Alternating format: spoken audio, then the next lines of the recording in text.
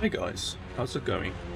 So today we are going to do a first impression review video of a game called Kingdoms of Ereloth.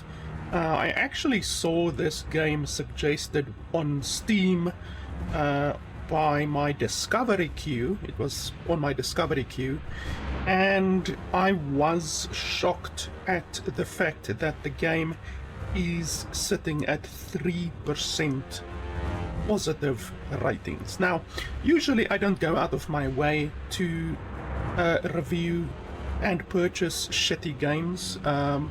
Usually it's a happy accident if I play a game and it turns out to be shitty, but this game I just had to try out to see if it is actually as terrible as the reviews say. I'm gonna Alt-Tab and the game is going to lose music because the game does not allow you to be active. Basically the game freezes when you Alt-Tab, so that's fantastic. Anyway, this is where the reviews are sitting right now. You can see 3% positive from 52 reviews. And that means that probably one or two of the reviews are positive. All of the other ones are negative. So basically 2 positive reviews and 50 negative reviews, which seems hilarious. If you look over here at the positive reviews, there's another one over there. Okay, so it's 3 actually. And one thing that I found pretty funny is one way to always see if a developer is doing fake reviews is looking at the reviews of the people who are doing reviews. So this guy is almost certainly a fake review for 2 reasons. He only has 1 review on his entire account. And on top of that, the game was activated via a Steam key. That is an indication that it is not a purchase. This person did not purchase the game. So this is either a content creator, perhaps it's a paid content creator who is leaving a positive review, or another possibility is that it is the developer or a friend of the developer. So the fact that this person only has 1 review is a big giveaway that it's a fake review, and also the fact that this person did not pay for the game is also an indication that it's a fake review. So this review is completely useless. This review should not even be here. Then we have this guy over here, 2 reviews in total. So this guy has literally done 2 reviews ever. 2 is not much better than 1 review, to be completely honest with you. This guy's opinion also means basically nothing. It is basically worthless because if you do reviews on Steam, you're not going to do just 1 or 2 unless there's a specific reason that you are reviewing that game. And then this guy, we can't unfortunately see how many reviews this guy has, but like I say, never take the reviews, the positive reviews of a person seriously if they have 1 or 2 or 3 reviews, because they definitely have alternative motives then. And this guy as well with the activated Steam key, that is a bad sign. Like, I have fucking almost 450 reviews on Steam, and that's not even counting the reviews that I have on my YouTube channel. I actually have about 100 or 200 more games reviewed on my YouTube channel than I have on my Steam page. I'm just too lazy to actually go into each of the games and review them, you know. But anyway, the game was successfully backed on Steam a couple of months ago. One thing that always you have to treat with suspicion is when the game gets just over the limit that they were asking. So the goal for this campaign was 35,000 and they got 37,000. So one thing that I always look at is how tiny of a margin more did the game get or succeed in the goal than what they were asking for. That's always very, very suspicious when they get just a little bit more than the goal, because one thing that a developer can do is they can throw their own money into the goal to make up the last little difference. And then one thing that I also saw, which is quite hilarious, the game actually has two backers for $1,500, which I just find insane. The fact that someone from this gameplay, like, the gameplay does not look good. I have to be honest with you. The gameplay looks bad. Why doesn't the video want to play? Okay, so, oh, there we go. So the gameplay, it's environmental stuff. You can see from the combat, it does not look like, it doesn't look good. Even in the video, it's stuttering. Even in the video, the game is stuttering. And it looks like the game is running at 30 FPS. So how you actually pay $1,500 for this game after seeing this footage, I just don't know. Maybe some people just have no concept of money, but $1,500 is a lot to spend on something that looks as bad as this. And the Steam trailer is actually even worse. The Steam trailer is actually quite bad. So anyway, today we are going to see if the game can at all be good, if it can at all be worth $25. I'm just quickly doing something here in the background. Just give me a second. So I bought this game with my own money. Well, not my own money, my Patreon supporters' money. As I always say, if you want to see more reviews, and even if you want to see a review from a specific game, then you can go ahead and support me on Patreon, and I will use that money to buy more games. Even if it's a shitty game like this, I will spend the money. I will take my time, an hour or two, to play the shitty game so that you don't have to. So today we are going to be playing this game and seeing if the game can at all be worth it. I'm actually gonna do something over here. Let me just have a look. The screen might go dark. Ah, there we go. I think, let me just make sure that I have the correct capture. Yes, okay. So now we are capturing the entire screen. We are not just capturing the game. Why I do this will become evident a little bit later on, hopefully. So if we encounter any glitches, if we encounter any bugs, any crashes, you will be able to see that on the screen. Whereas if I were capturing the game, only the game, then you would not be able to see the crashes and all of that. So can we change the character? We can change the name. Oh, okay, there we go. So you get female, you get male. This guy is not very blessed. His member isn't even hanging out of his skirt over there. I feel sorry for the guy. You can change your color of your character. That looks good. Hair. No hairstyle. Medium. And the bob. Do you get any other? Nope. Okay, so there's literally two hairstyles in the game. This one, which it's so shiny it looks like you're a Super Saiyan, to be honest. And then this one. So I guess we're gonna go with that one. I'm not a fan of bold, even though I'm bold myself, but we will take that one. Color mesh, what the hell is that? Oh, that's for the hair, okay. Some nice colors, you know. I don't like it when a game gives you like blonde, brown and black, you know, just three different colors. I like it when a game gives you a various amount of different colors.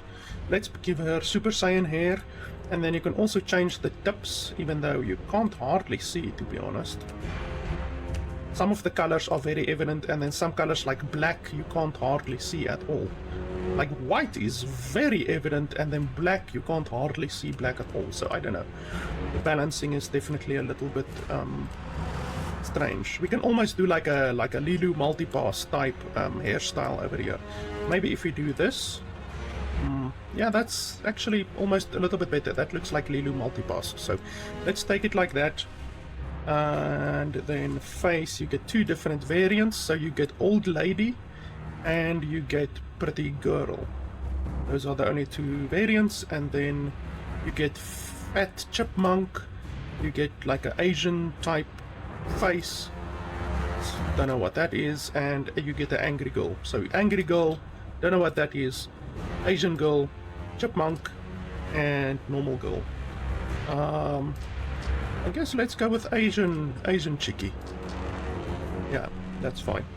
Eyes. Okay, so you can move the eyes up and down a little bit.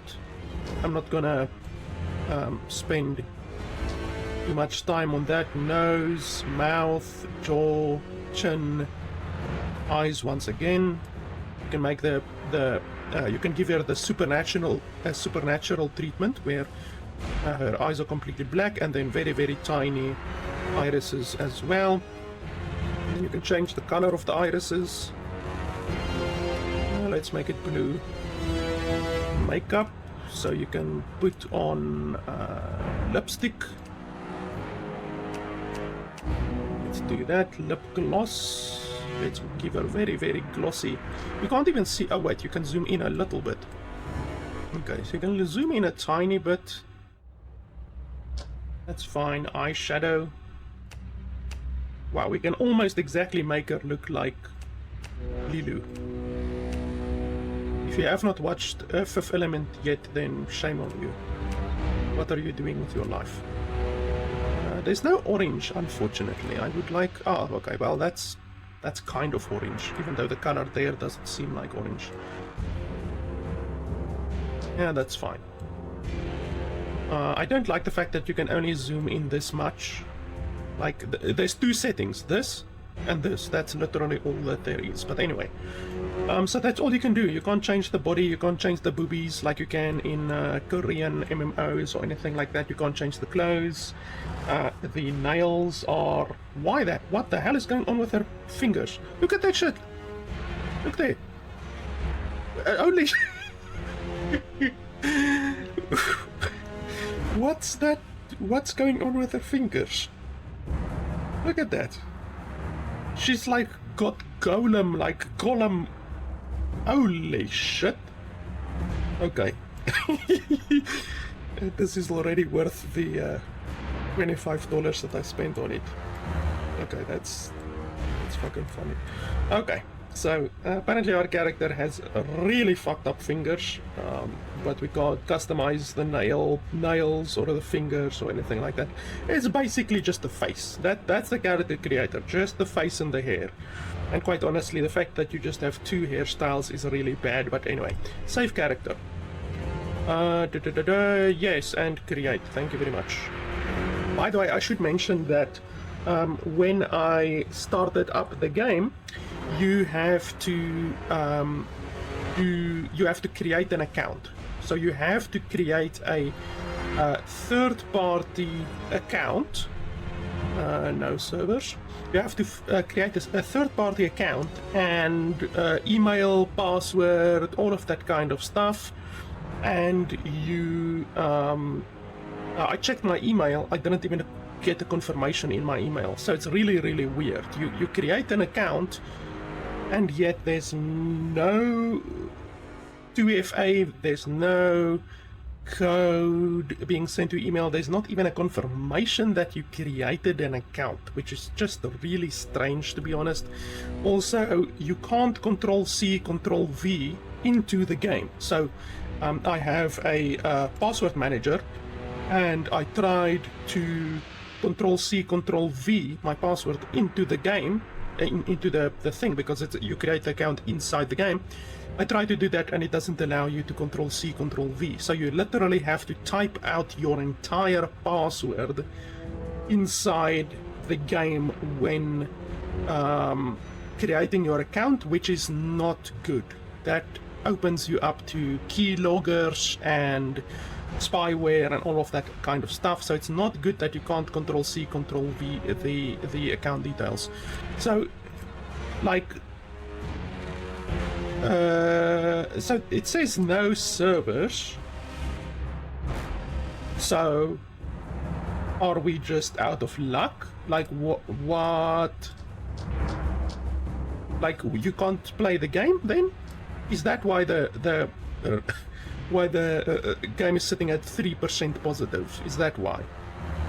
So you can create it's essentially like a character creator game. You can't do anything else. It's literally you pay $25. You first create an account with a password and an email and that kind of stuff, which takes like 5 bloody minutes. Then you create a character, and that's it. That's the entire game. Wow, I don't think I've ever finished a game in 15 minutes. That must be some kind of a record or something. Like, there's no settings to disable online or anything like that. Like, in some games you can tell the game to not be online. By the way, I like the fact that it says over here silencer, which is Spanish. It's not even English. So not even the entire game is in English. Some of the stuff is in Spanish, which is pretty funny. So like, there's no way to tell the game to not go online. You literally, I mean, it fucking says servers soon. Like, how can Valve allow a game on their platform that asks $25 and is a online, because according to the Steam page it says online, PvP and online co-op and that kind of stuff. It's an online game, and yet there isn't even servers. There's literally not servers for the game. And like you guys saw, I showed you the Steam page at the beginning. The game is out. The game released today. There's already over 50 people who reviewed the game. I think according to SteamDB, at one point there were over 100 people online, meaning in the game. Obviously not online, because the game doesn't have servers even. So I don't understand how Steam can allow a game on the platform, take people's money, and yet the game is unplayable. You can't play the game. And it's really fucking stupid that you can't even play the game offline. I despise games that don't allow you to play the game offline, because when stuff like this happens, when the servers crash or when there isn't even servers, which is just hilarious. I don't think I've ever played a game where there wasn't any servers. Like, that should not be allowed. You shouldn't be allowed to sell a game which is online only. This is just my opinion. It's fine. Like, I actually played a game recently, Last Epoch, which is actually a fantastic game. And that game is like Diablo, essentially. It has an online, well, it's like Diablo in the fact that it's an ARPG. The game has an offline and an online, and you have two different sets of characters. So you have online characters and you have offline characters. So you can play the game offline, no problems, but you can't take your offline character online. And then if you want to play online, you can play online. That is a fantastic way to do this. But this bullshit where you can't even play the game, that should not be allowed. That's really, really terrible. Like, it reminds me a while ago, like maybe a year or so ago, there was some big kerfuffle when the Denuvo servers went offline, because obviously any Denuvo games, look at the fucking fingers, any Denuvo games do server-side authentication type bullshit, and the entire Denuvo servers went offline, which meant that like over 30 different games, developers who are moronic enough to include Denuvo in their games, over 30 games were unplayable. Literally, like Assassin's Creed and a whole bunch of different games were completely unplayable. You couldn't play the game just because the servers of the DRM were offline. So you paid for a game. The game is actually a offline game, you know, like in the case of Assassin's Creed, and yet you can't fucking play the game. That is the issue with servers. As soon as the servers' fees stop getting paid, or if there is a payment dispute, or if the company closes down, or if there is a local outage, anything like that, then you can't play the game that you paid $25 for, or in the case of Assassin's Creed, $60 bloody for, if you just buy the basic edition. The Kamehameha edition obviously costs like $120 these days, which is absolutely insane. But okay, so we can't play the game. I will have a root around on the forums to see what I can find out. But yeah, for right now we can't even play the game, so I'm going to pause right now, and then I will be back with you guys, hopefully, when the game has servers, hopefully. So see you guys in a second, hopefully.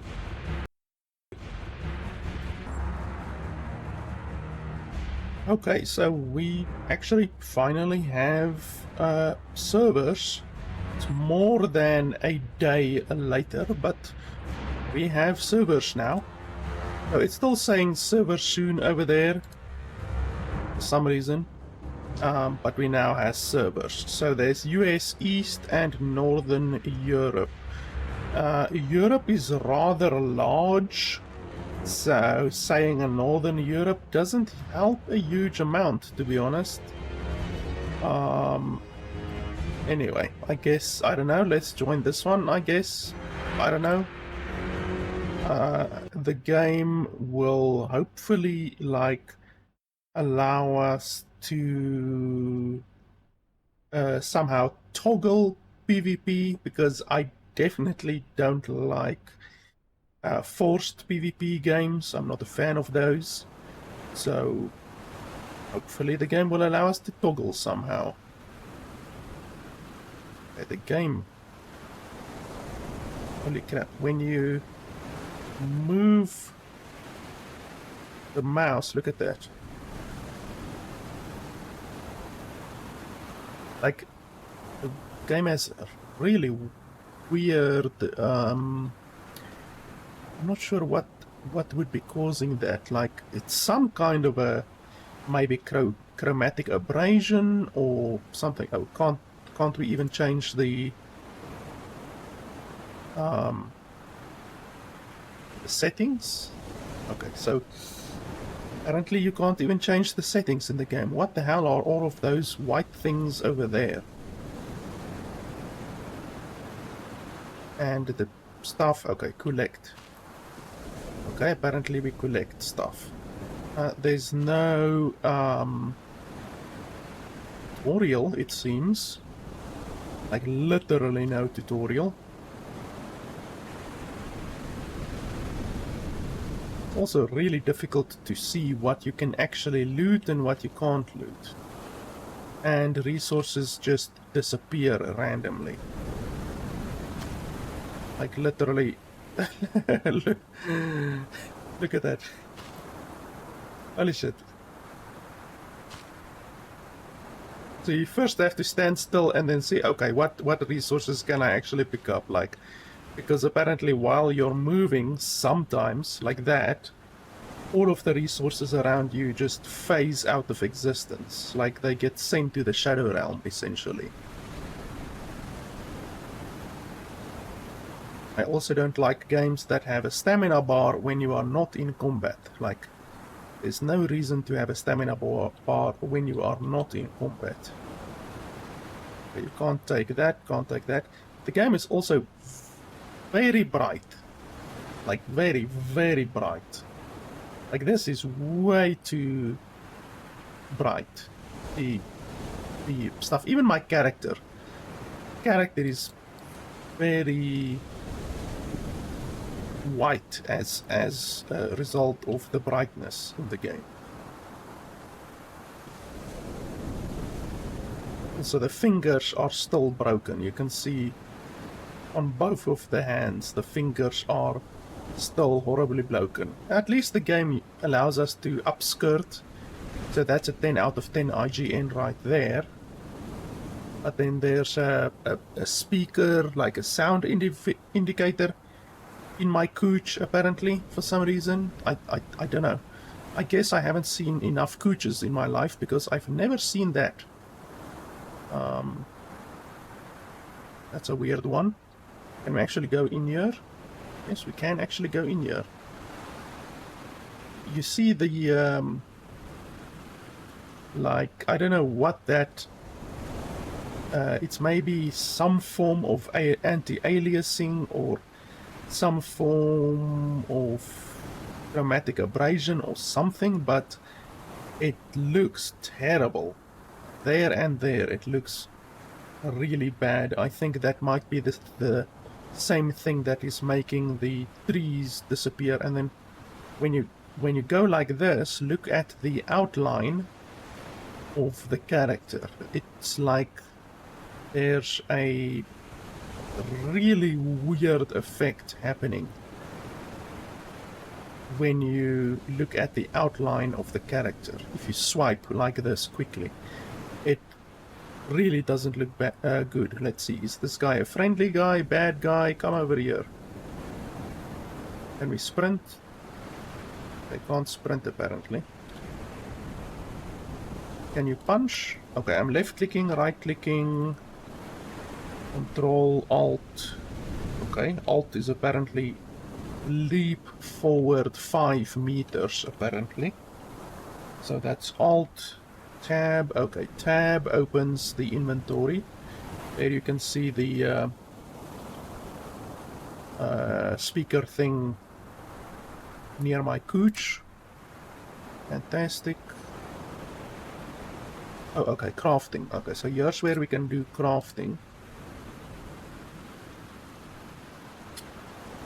So why is the ground white? Oh, the game actually has seasons. Okay, but only some of the texture has snow on it, which makes sense. Okay, so campfire, we need wood planks for that. So how do we get wood planks? Simple chest. Let's try to search over here. Plank, wood plank. And for that we need a wood log. Okay, how do we get a wood log? Wood plank. Okay, so wood log you probably need to pick up somehow. For that we need an axe probably. Let's see, stone pickaxe, simple combat axe. For a simple combat axe we need a rope. Why is both of those called rope? And then that one is leather. So rope and then rope. Like why? That's clearly a different icon over there, and yet it's also called rope. Okay, that looks like flint. It's either stone or flint or something like that. So I don't have rope. I don't have leather. I don't have whatever that is. Flint. Rope. See. Okay, for rope I need fiber. Like, it's also really difficult to read the descriptions because the stuff, the overlay is quite bad. So like, if you want to read that, it is obtained from plants and organic materials such as, and then you can't read any further because there's different texts hovering over each other. So yeah, like you have to move it. Now it doesn't even want to. There we go. Such as flax and cotton, blah blah blah. So that's not good. Map. Okay, I can zoom in and out, but there's no map apparently. And then Tierra desconocidas ninguno opa pisado. Okay, that looks like Spanish. S is Spanish, usually S. Okay, so that's maybe Spanish. Once again, as we already saw in the menu, some of the stuff is Spanish, some of the stuff is English. And then currently, apparently, one of our objectives is note text, very long text, blah blah blah, for wrapping attention,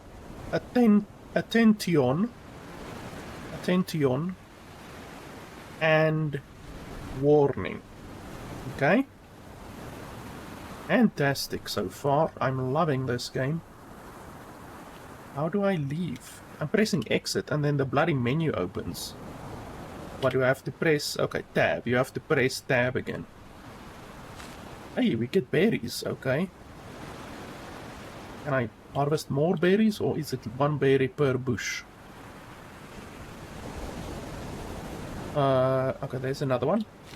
Damn, it's really difficult to see the resources in the game. And look at this. When you move, like, all of the grass and all of the tree leaves, look at that. They all disappear.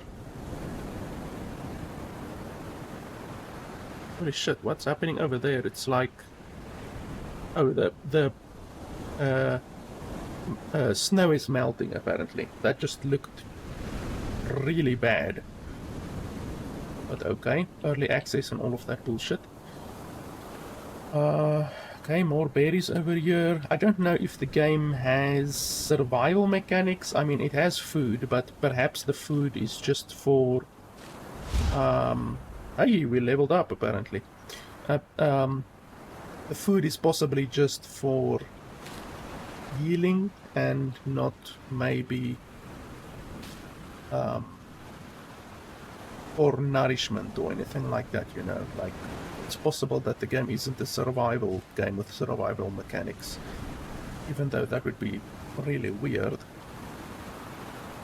I don't think I've played a quote-unquote MMO before with any real survival mechanics. Let's open our thing again. Let's see, red berries. So it gives you hunger and hydration and health. Okay, so the game apparently does have a couple of survival mechanics. Okay, the sound just fell away completely for some reason. So okay. Where can I actually see my hydration and my hunger and all of that kind of stuff? Still no map whatsoever. I can't, like, literally can't see my hydration. Hey, I got some fiber actually. Like, even at the top left, I don't see any bars that have been reduced in any way, shape or form. And then also when I don't see any skills. So we did gain a skill, and over here at the bottom is our experience bar, but I don't see any actual skills or talents or attribute points. So we gained a skill, but I don't see how you can access the skill.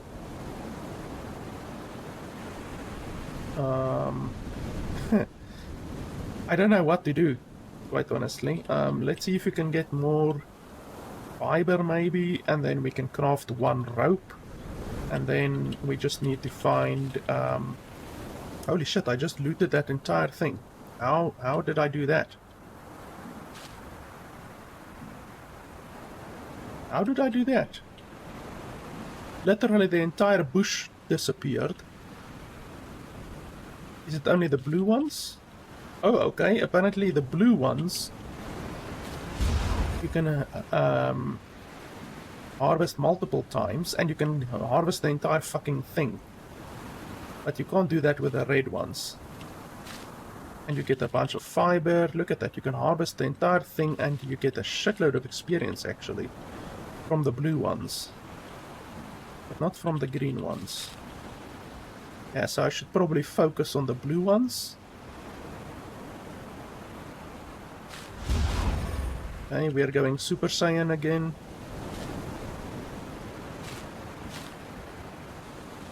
I think the red ones are simply glitched. Like, you can't do that with the red ones because they're glitched. Okay, we actually leveled up not just our foraging skill, but our actual level. Okay, it's becoming winter again. Oh, here's some like tan colored ones, but I can't loot it. Doesn't allow me to loot it. Yellow berries, apparently. Okay, tab. Do they do anything differently? Nope, the same, and nope, the same. So you get red ones, yellow ones, blue ones, but they all do literally the same. I have a shitload of them. And I gained a level, but I don't see anything that we can use. We have no skill points, attribute points. Nothing. Okay, so we can craft rope.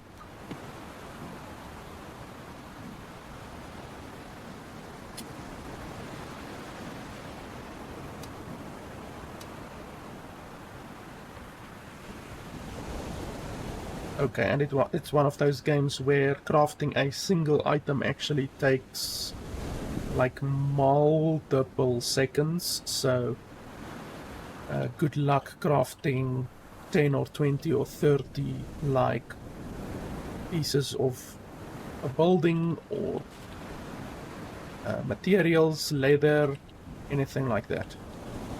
Rope is obviously something that's going to be used quite a lot, so you're probably going to have to craft a lot of rope in the end. So like if I try to get my bearings in the game, I don't see any buildings. There are like tents over there, some tents, but you can't interact with the tents whatsoever. There's a road for some reason. Let's see. Oh, and the road looks weird, like literally. Look at that. It looks like the road is moving. When we move, the road is moving. Also, you can see a wave, like, look at that, you can see it very clearly now. When you move, something is happening. I don't know what that effect is, but when you move, there is a effect that happens, and then when you stop moving, that effect goes away. It's really distracting, and it makes the game look even worse than what it probably does without that effect. There's some buildings over there. We can maybe run over there. We can't sprint. Like, what happened to my stamina? I can't even sprint now. I can roll. Like, look at that. Literally, when I move my camera, I mean, look at that. It's literally pixelated. This road here. Literally pixelated. And then when you move, the pixels disappear. So you're not even actually moving your character. You're just moving your camera. And then that affects the... I don't know what it is. Chromatic abrasion or what. Okay, we just had a big stutter. The game just froze for like 3 seconds. I can't run now. Like, I literally can't run.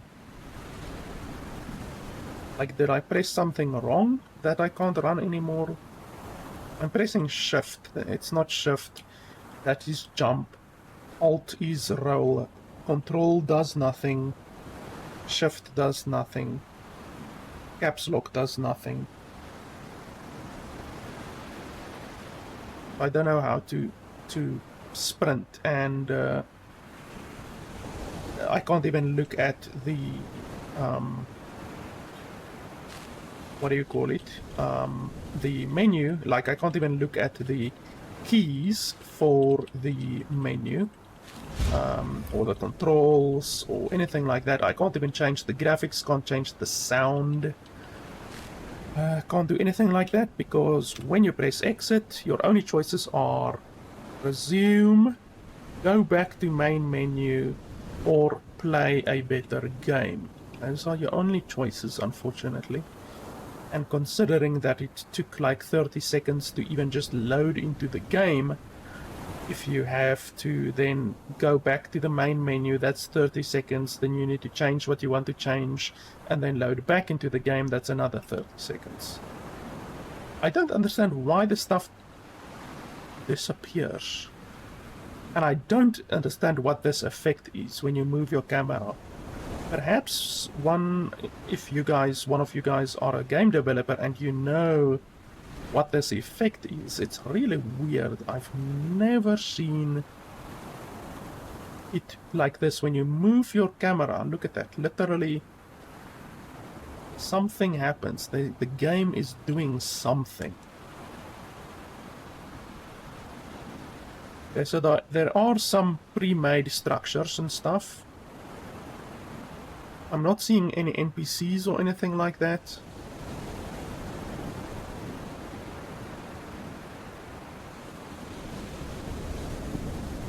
I'm pretty sure I've seen these assets, this one specifically.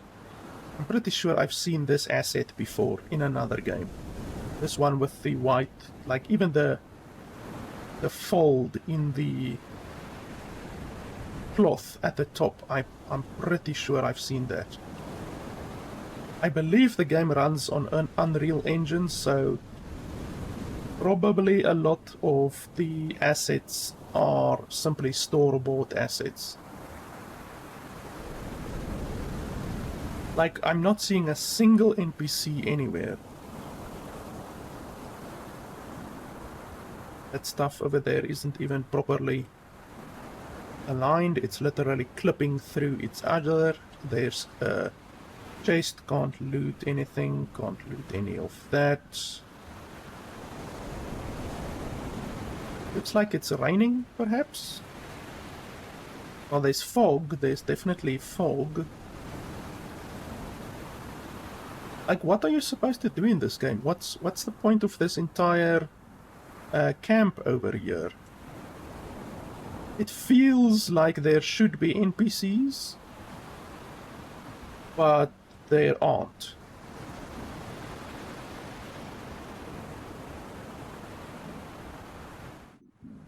Okay, the sound just completely fell away for some reason. Each time it does that, I feel like the game is gonna crash or something like that.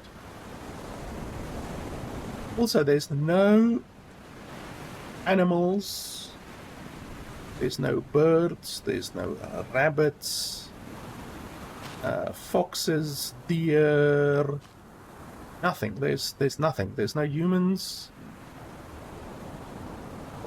The only moving object that I've seen in the entire game so far was another player. Can you get burned by fire, maybe? Nope, doesn't look like it. There's a bow and arrow here. Obviously, I can't take it. When you're inside the house, all of the fog outside disappears. Literally, look at that. There's no fog whatsoever. And then when I go outside, fog and rain. So it seems the game doesn't generate fog or any environmental effects when you are inside a house. And then as soon as you step outside, boom, you get hit in the face by a fog bank.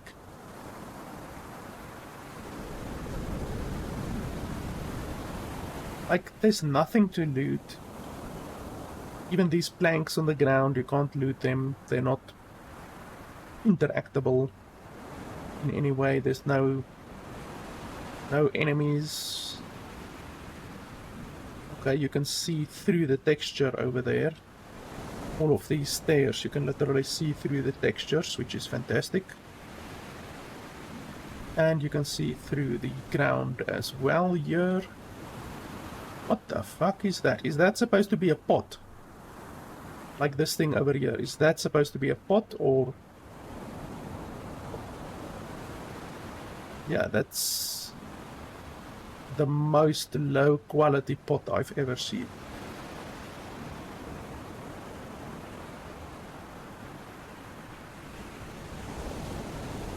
Like, what?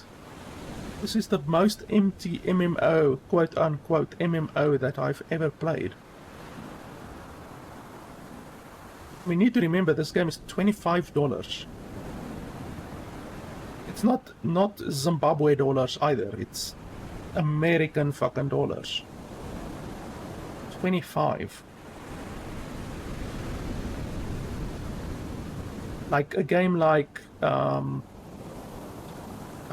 medieval. What's the medieval? I actually have it in my library. Medieval Village. Medieval Survivor? I can't remember the name of the game. I'm sure if you search medieval on Steam, it's something like Medieval Village or Medieval Survivor or Medieval... It's not Medieval Simulator. But anyway, that game actually is not terrible, and I think that game is $25. And it's an open world RPG with actual crafting and hunting, combat, fishing, all of that good stuff. It's actually not a bad game. This game looks like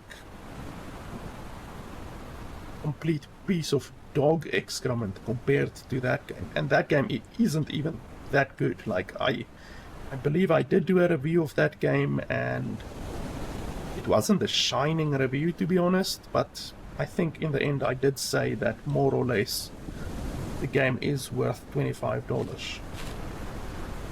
Ah, this is a blueberry one. Again, a blueberry bush, so we can loot the entire thing. It's really weird. Why can you loot an entire blueberry bush, but you can't loot the other ones entirely? Also, all of these, like, you can't loot them. Okay, we get a massive stutter again. You can't loot these. In fact, they actually look like marijuana plants almost. They look very much like marijuana plants, but you can't loot them.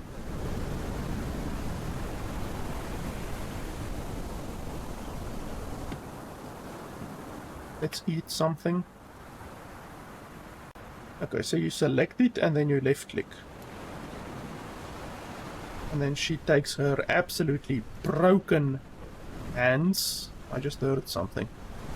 She takes her absolutely broken hands and stuffs it in her face. Look at those bloody hands. Look at those hands. The hands in this game is the most entertaining part of the game.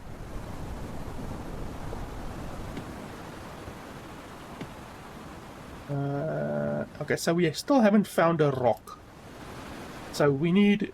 If we want to start to chop stuff down, it says rope on the thing, but it's clearly not a rope. This is a rope.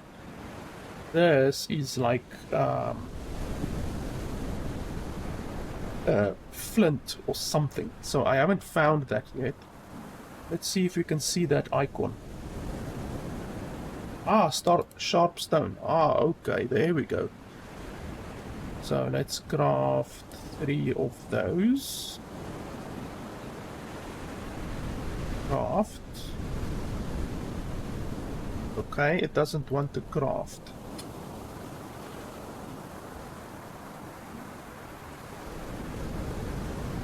You can literally hear me. I'm literally clicking. Yeah. So, apparently the crafting system is a little bit broken.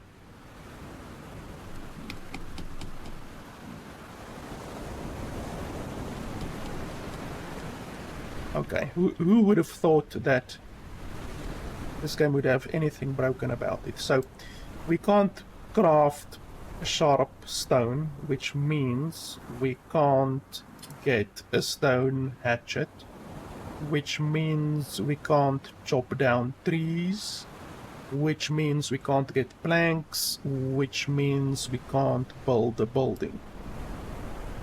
Fantastic. Is there literally anything worthwhile that we can craft? Bloody hell. Why is there so many different types of thin, dried leather?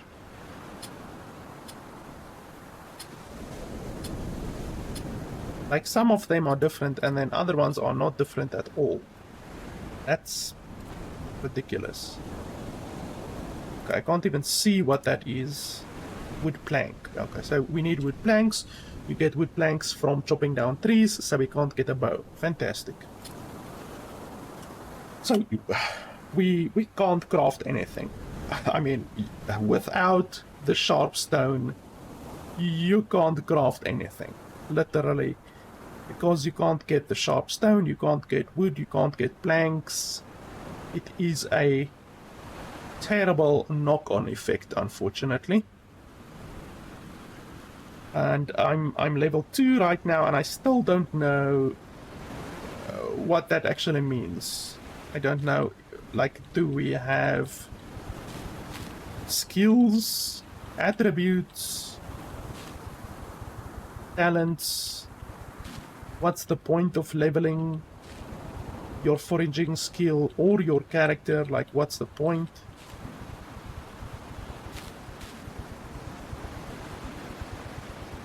Let's see how far we can actually run. Because there's literally nothing I can do. I mean, I'm collecting berries and that kind of stuff. I've collected some rocks, collected some sticks and fiber. There's literally nothing I can do with it. I also can't sprint, literally. I don't know if the game doesn't have sprinting. I don't know if the sprinting is broken.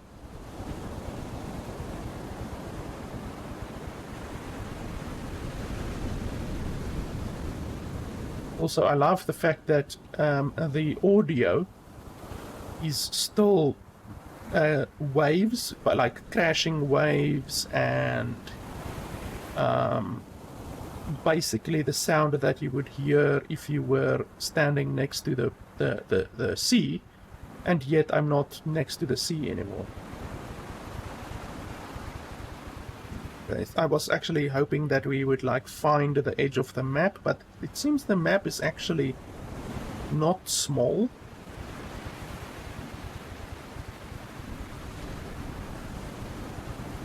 The fact that the resources just pop in literally when you're walking through them is just fantastic. Okay. There's very little scaling in this game apparently, because that wasn't even a very steep incline and I couldn't even climb it.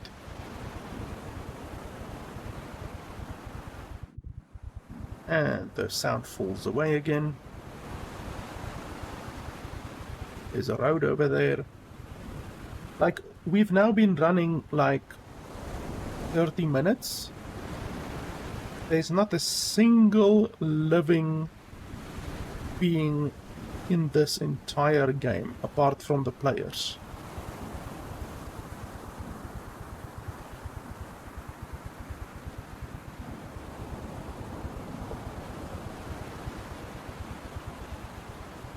Some really bad texturing over there, and you can see underneath the rock as well.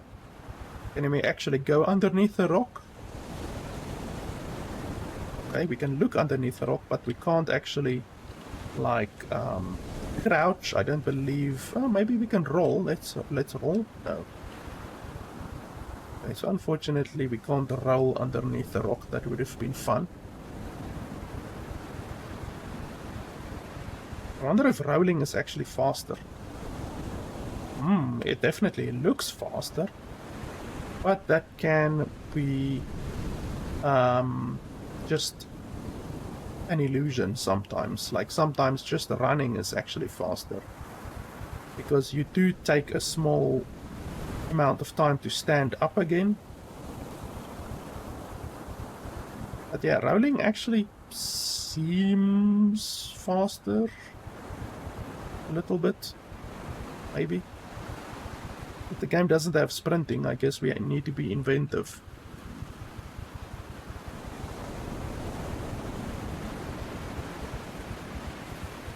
Like, I'm actually slightly impressed by how big the map seems, but it's 95% just grasslands with trees. That's literally it. And then the 5% of areas like that actually have buildings and stuff that are not trees, you can't even interact with them. Literally, it's an entire village and you can't even interact with it. Ryonia. Look how the stuff disappears. I can't even... It literally... It literally disappears when you get close. Look at that.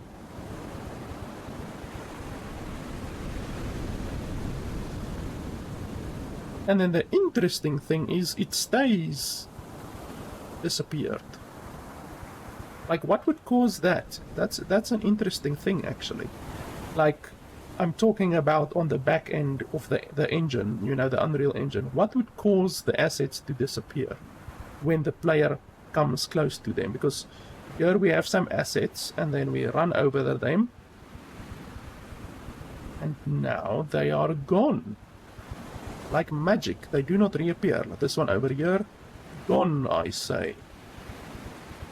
Like, that's weird. I don't think I've ever seen that, where when you run close to an asset, the asset just despawns or disappears.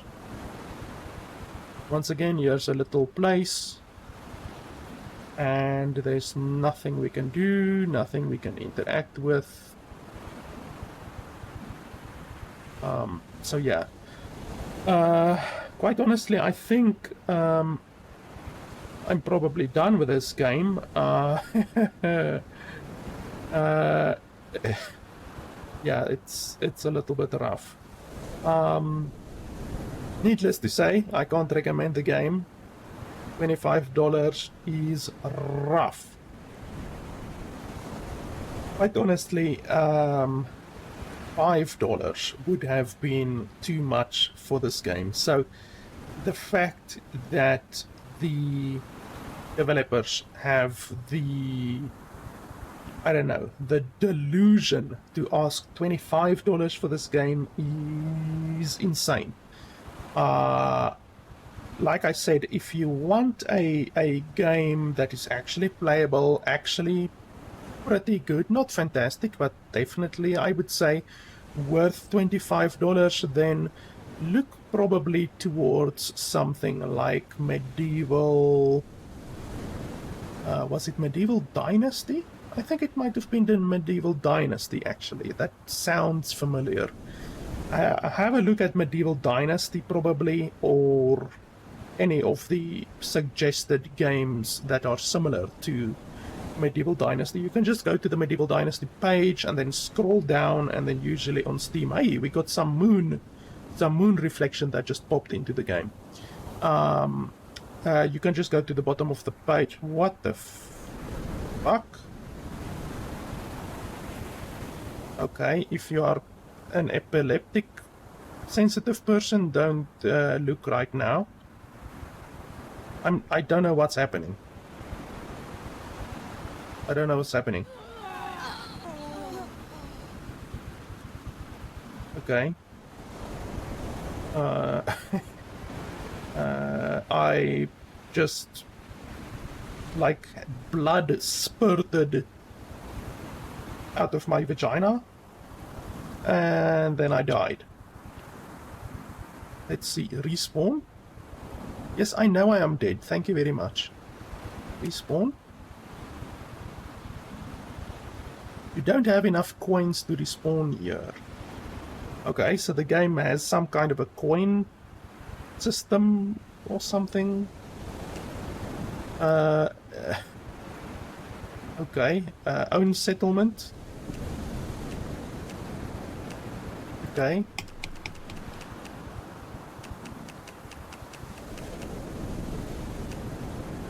Okay, so own settlement doesn't work. Respawn here doesn't work. Random spawn is then the only choice you have. And then let's have a look. Okay, so I lost all of my stuff. That's fantastic. And then when we go to map, of course, the map doesn't work. So good luck finding your corpse again to actually recover the items that you dropped. Yeah, that's fantastic end to this game. Needless to say, hey, there's actually someone.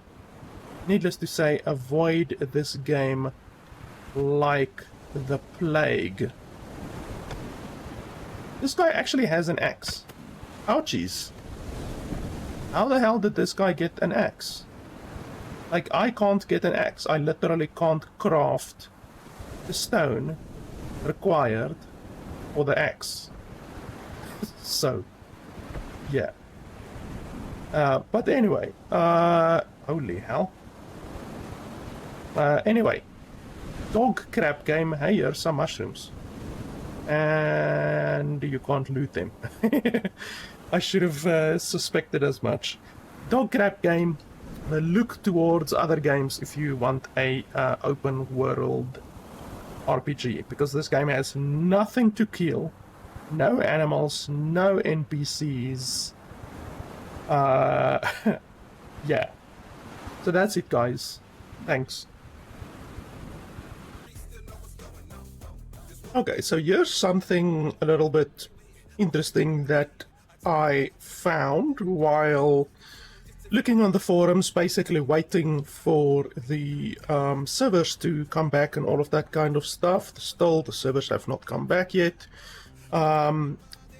This was literally posted like a couple of minutes ago while I was on the server, on the Steam forum, so I'm assuming it will be deleted because developers do have the ability to delete any forum posts. They even have the ability to stop you from posting. They can literally ban you from the forum, and they have the ability to delete Steam reviews as well. I did cover this in a previous video on my channel as well, where a developer literally deleted my forum post and deleted my review on Steam simply because they don't like what I said. They also removed their game from my library, if you can believe that. They literally deleted their game from my library, and I show all of that in my other video. I guess you can just maybe search Steam developer or something like that, Steam maybe,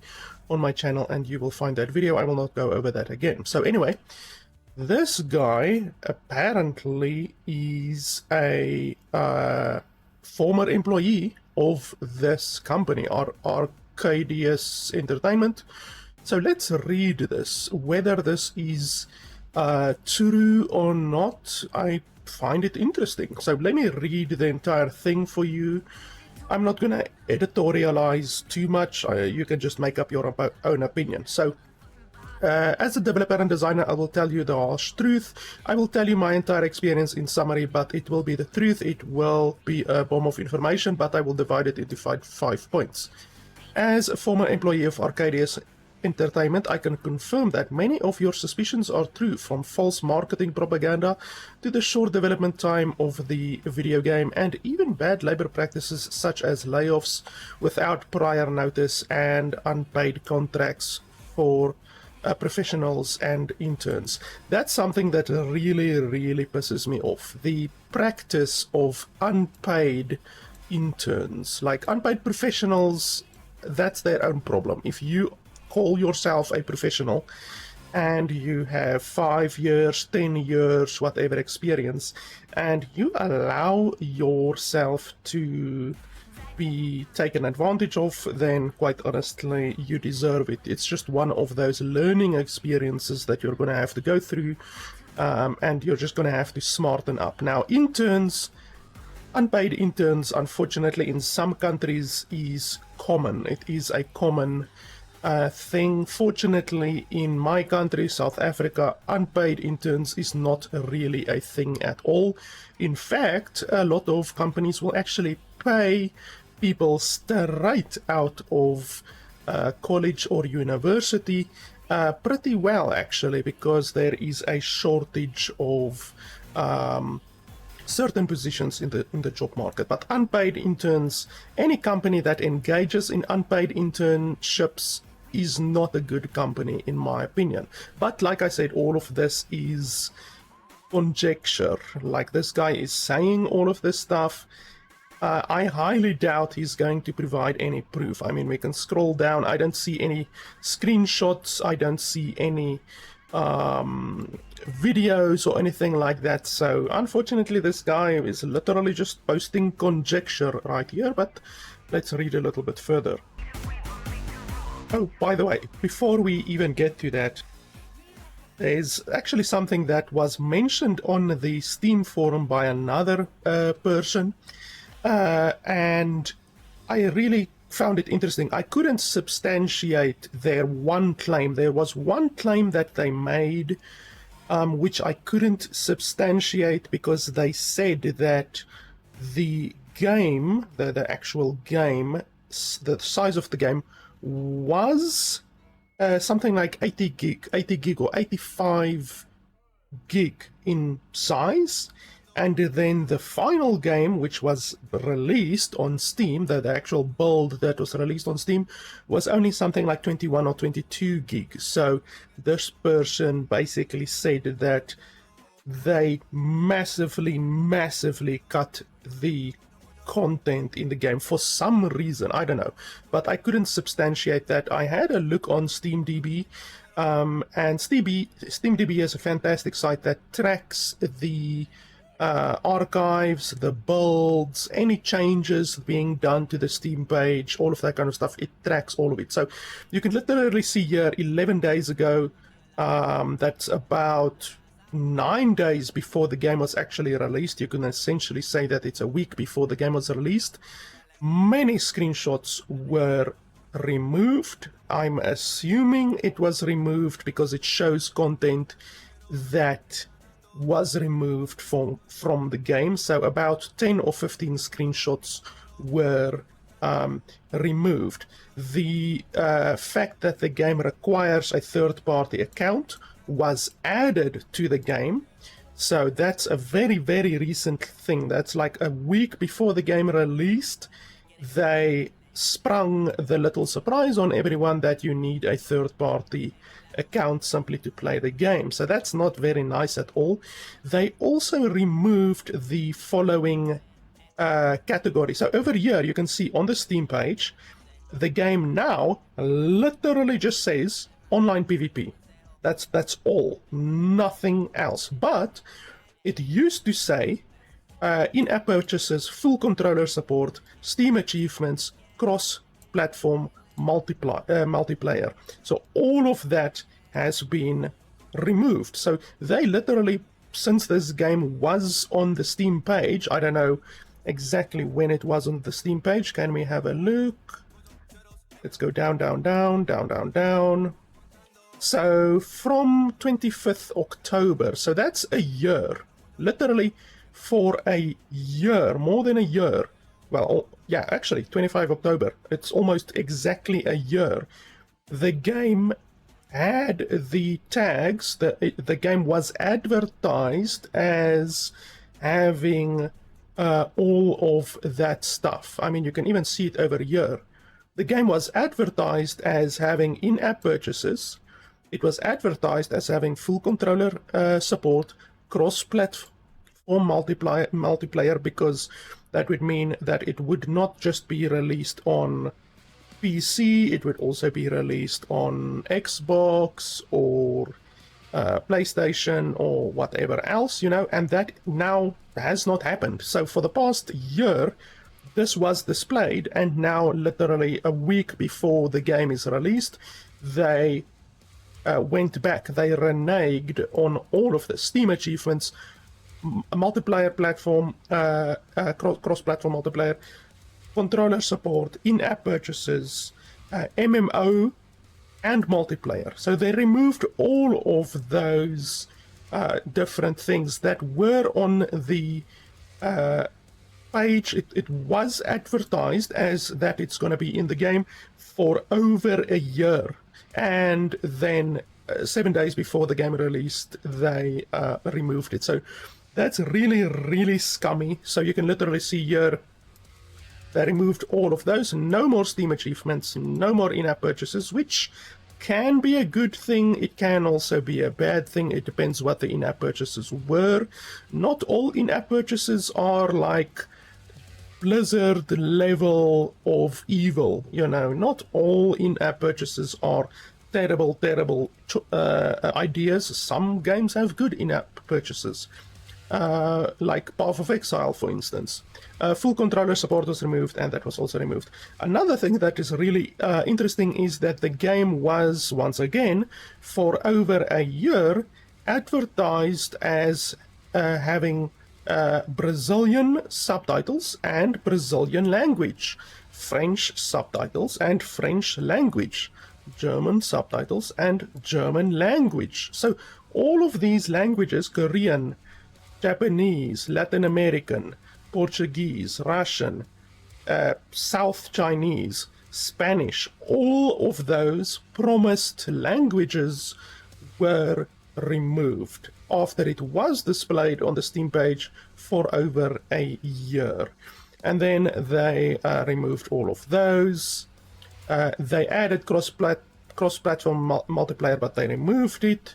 They also changed a whole lot of the tags. So they removed stuff like simulation, they removed stuff like strategy, they removed the early access tag for some reason, but the game still shows up as early access over a year. So they removed the tag. So if you searched for early access games, I know a lot of people don't like early access games, so they literally removed the tag. Quite honestly, the early access tag, I can understand why a lot of people don't want to search on Steam for games that are in early access, because a lot of people don't like early access games because they will be, in a lot of the cases, be buggy and all of that kind of stuff.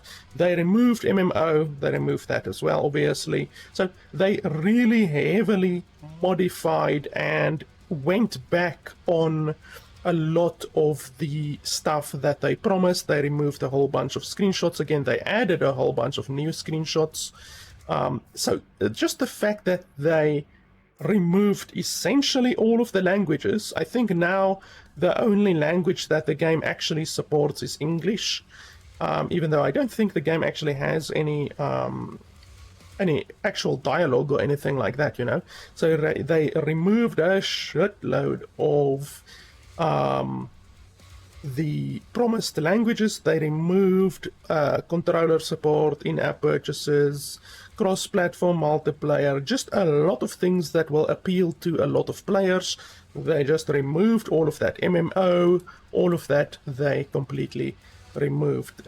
So it's really not good that they were promising all of these things for a year before the game was released, and then 7 days before the game released, they removed all of it. So they benefited for a year from the search algorithm. If anyone searched for MMO or online PvP or whatever, all of the other tags, RPG that they now have removed, realistic, all of that kind of stuff, then the game would come up. The game would literally come up. So they benefited from all of these tags for a year, and then 7 days before the game was released, they removed all of those tags, as if the game never would have contained any of those features at all. That's just really, really scummy.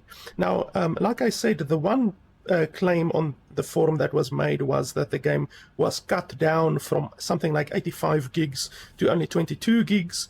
You can look at the builds over here on the SteamDB, but I can only find one build on SteamDB, and that build is the current build. You can actually see it's 16.3 gig, and there is no other build that is being displayed on Steam at all. So I don't know, once again, it's just conjecture.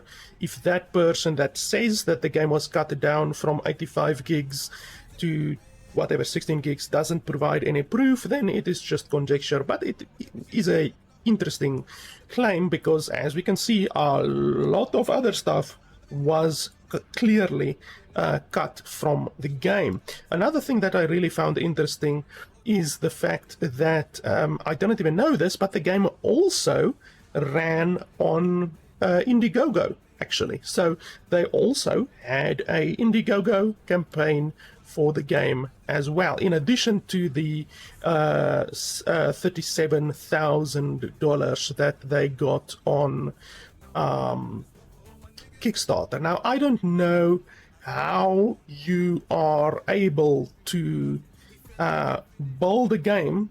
Obviously, like I said, the footage looks bad, but I don't know how you are able to build a game promising all of those features, MMO and cross-platform. So you're going to have to get an Xbox developer, you're going to have to get a PlayStation developer, all of that kind of stuff, pay them to port the game over, all of that kind of stuff. I don't know how you can do that for $70,000. Like, it seems like it's either a delusional developer or a fly-by-night developer. There are obviously many fly-by-night operations on Indiegogo and on Kickstarter, games and products that get funded and then just disappear without actually delivering a product. Now, this product obviously was delivered and is delivered, but quite honestly, I can't even see $70,000 worth of effort put into this game, considering it doesn't even have servers. But anyway, let me digress. Let's quickly look at all of this stuff again. I will just read it quickly.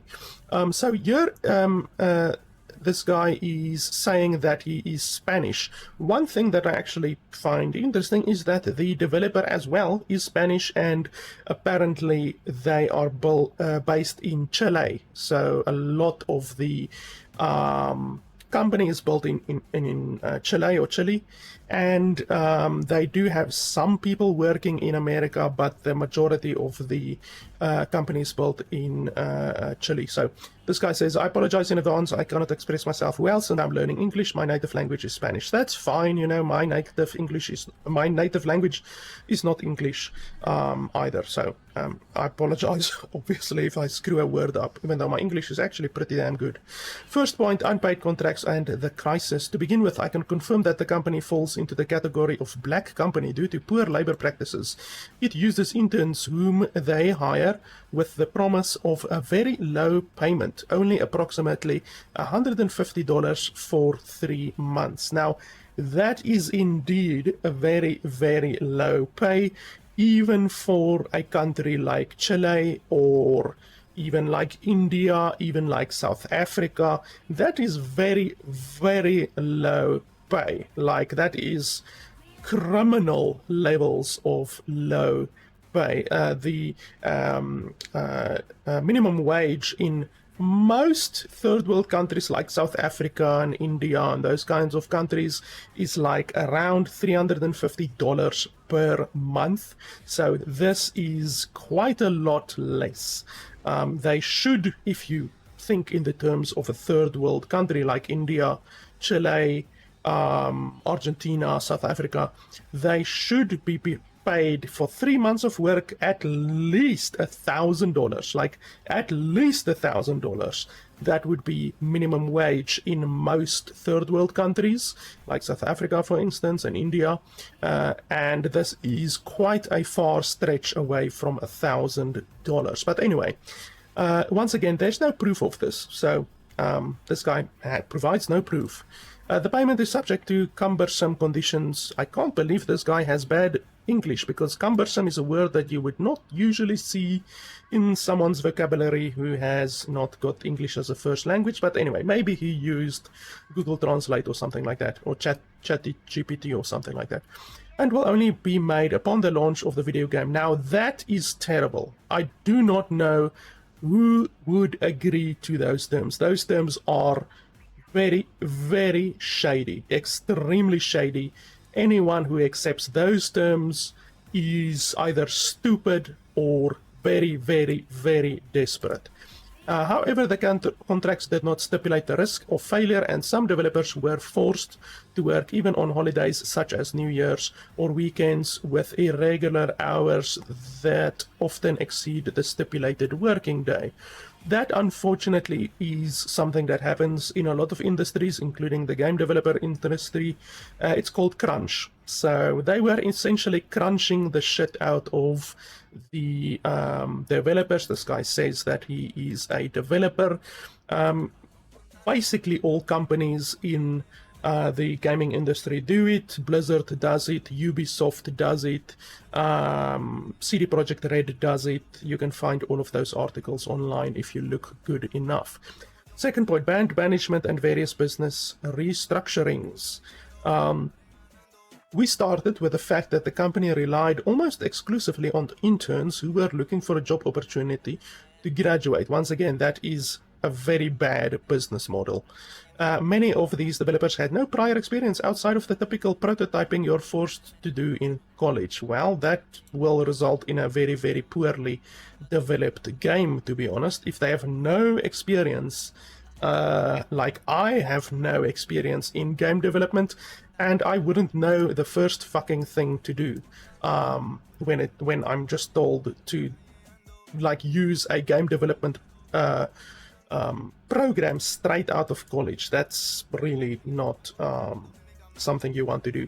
My nephew, who is about 20 years old now, he's straight out of college. He actually taught himself on Unity how to make a very, very, very basic game, like where you run around and you shoot bullets. Very, very basic. I'm talking about, it looks like the game is made in 1990. You know, those very, very, very basic shooters with basically no graphics.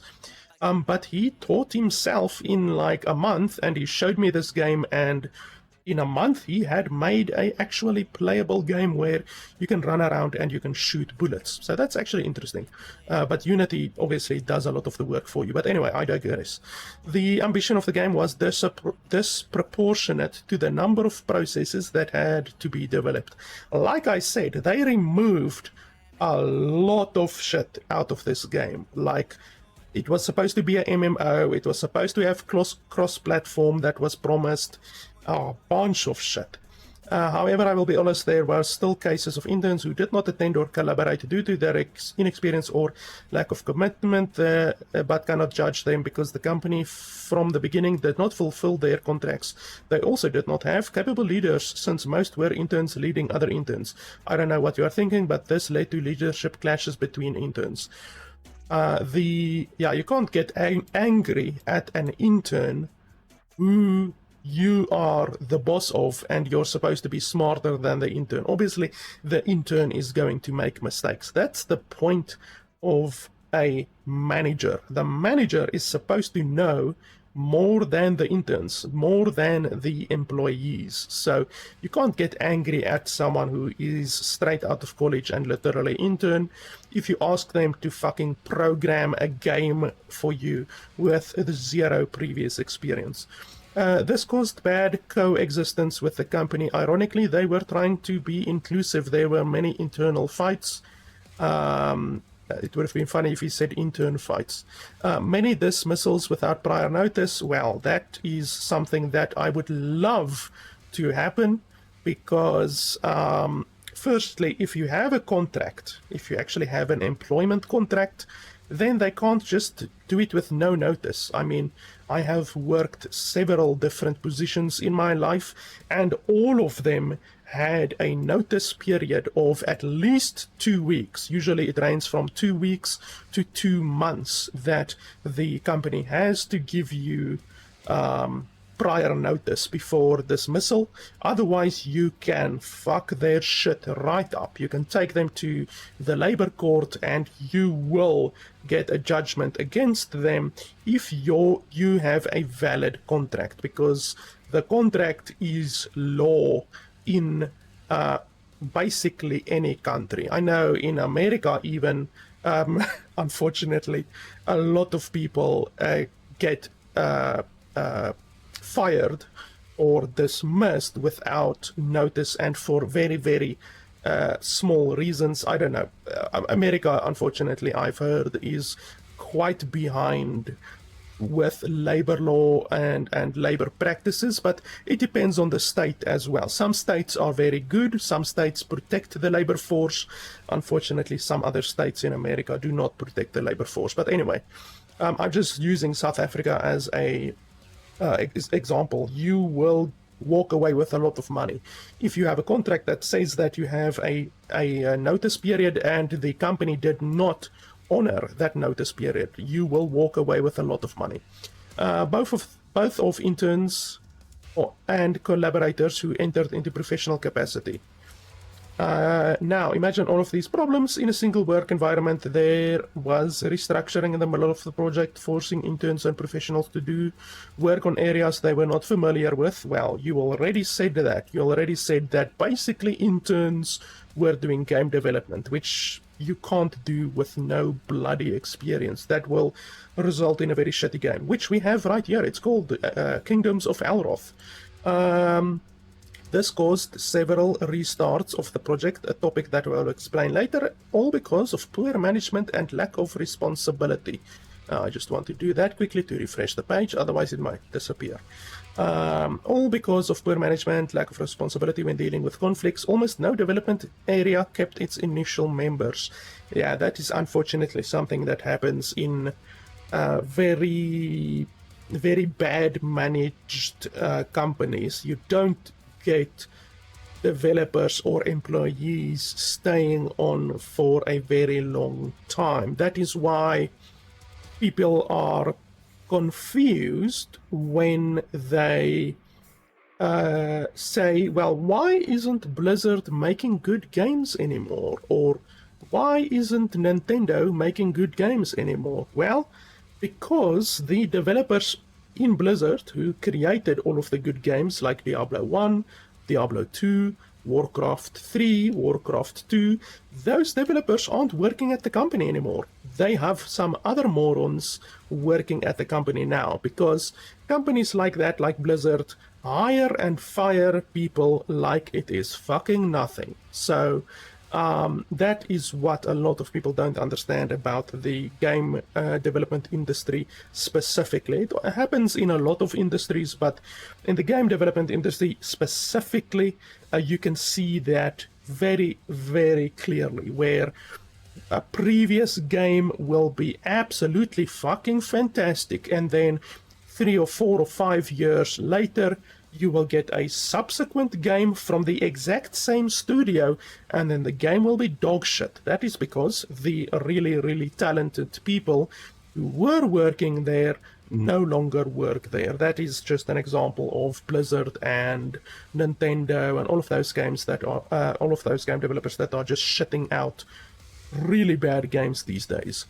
In this part, I will tell you the obvious, because yes, it is true. Much of the promised content is not in the video game. That is literally what I showed you on SteamDB. Actually, they removed a shitload of stuff that they were promising for over a year, and now it's not in the game anymore after they promised it for a year. And this is because they used assets, content from other developers who make their creations available to video games for free or for a fee. That's totally fine. You can literally go on the Unreal Engine store right now and buy a lot of assets.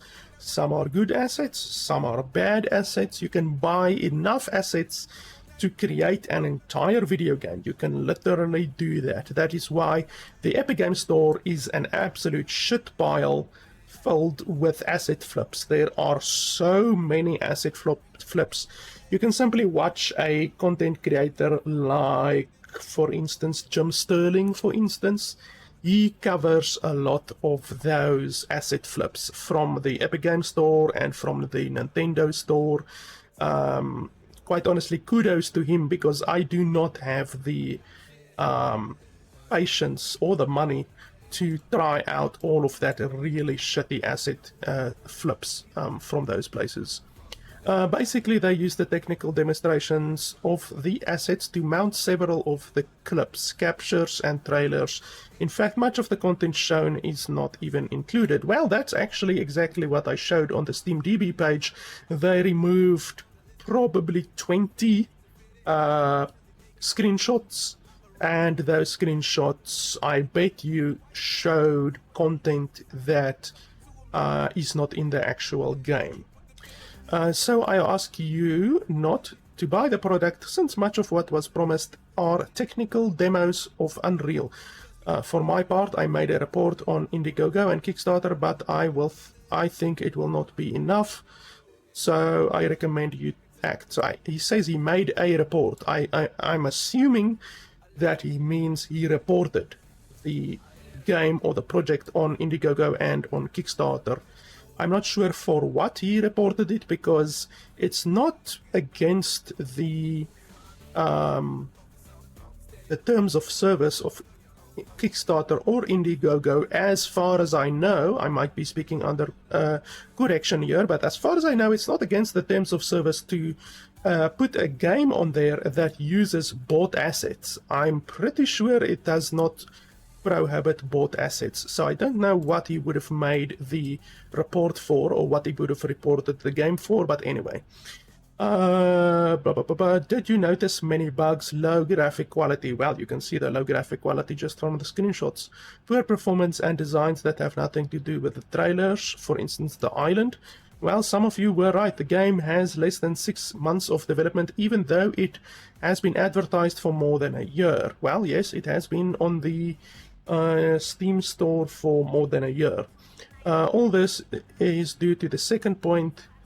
This is because the game has at least 3 restarts, 2 big ones and 1 small one.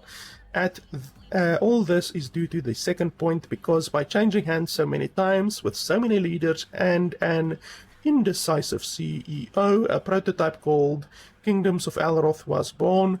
Not even with the crunch leaders or directors with high egocentrism could improve and deliver a good project, because, as you know, the project does not even reach alpha. Yeah, well, you can't even play the game. Fifth and last point, my experience. I could say that I climbed in the company, going from supporting the design area to creating the world building and then designing the map several times of the final game. However, the accent was not due to my own merit, but to the chaotic circumstances of the project. The game suffered, at least you already said that, due to the CEO's indecisions, the lack of coordination amongst the leaders, and the internal conflicts amongst the developers. The world building that I created was lost and not even respected, even though it was really good since February. The curious thing is that before that month there was nothing more than the basic concepts, many Unreal Engine assets. There was no GDD core document for the guide to guide the development of the video game. I'm assuming he means a storyboard. Essentially, that's what he mentions here. It's a storyboard that you use as a general guide to create basically anything, a video, a movie, a game, anything like that, until almost the end of April.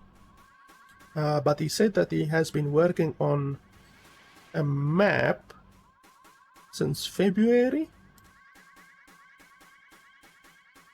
Yeah, he said he was world building since February.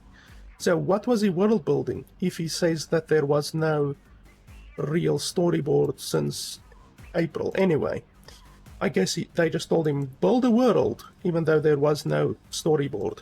Everything was done without organization or planning.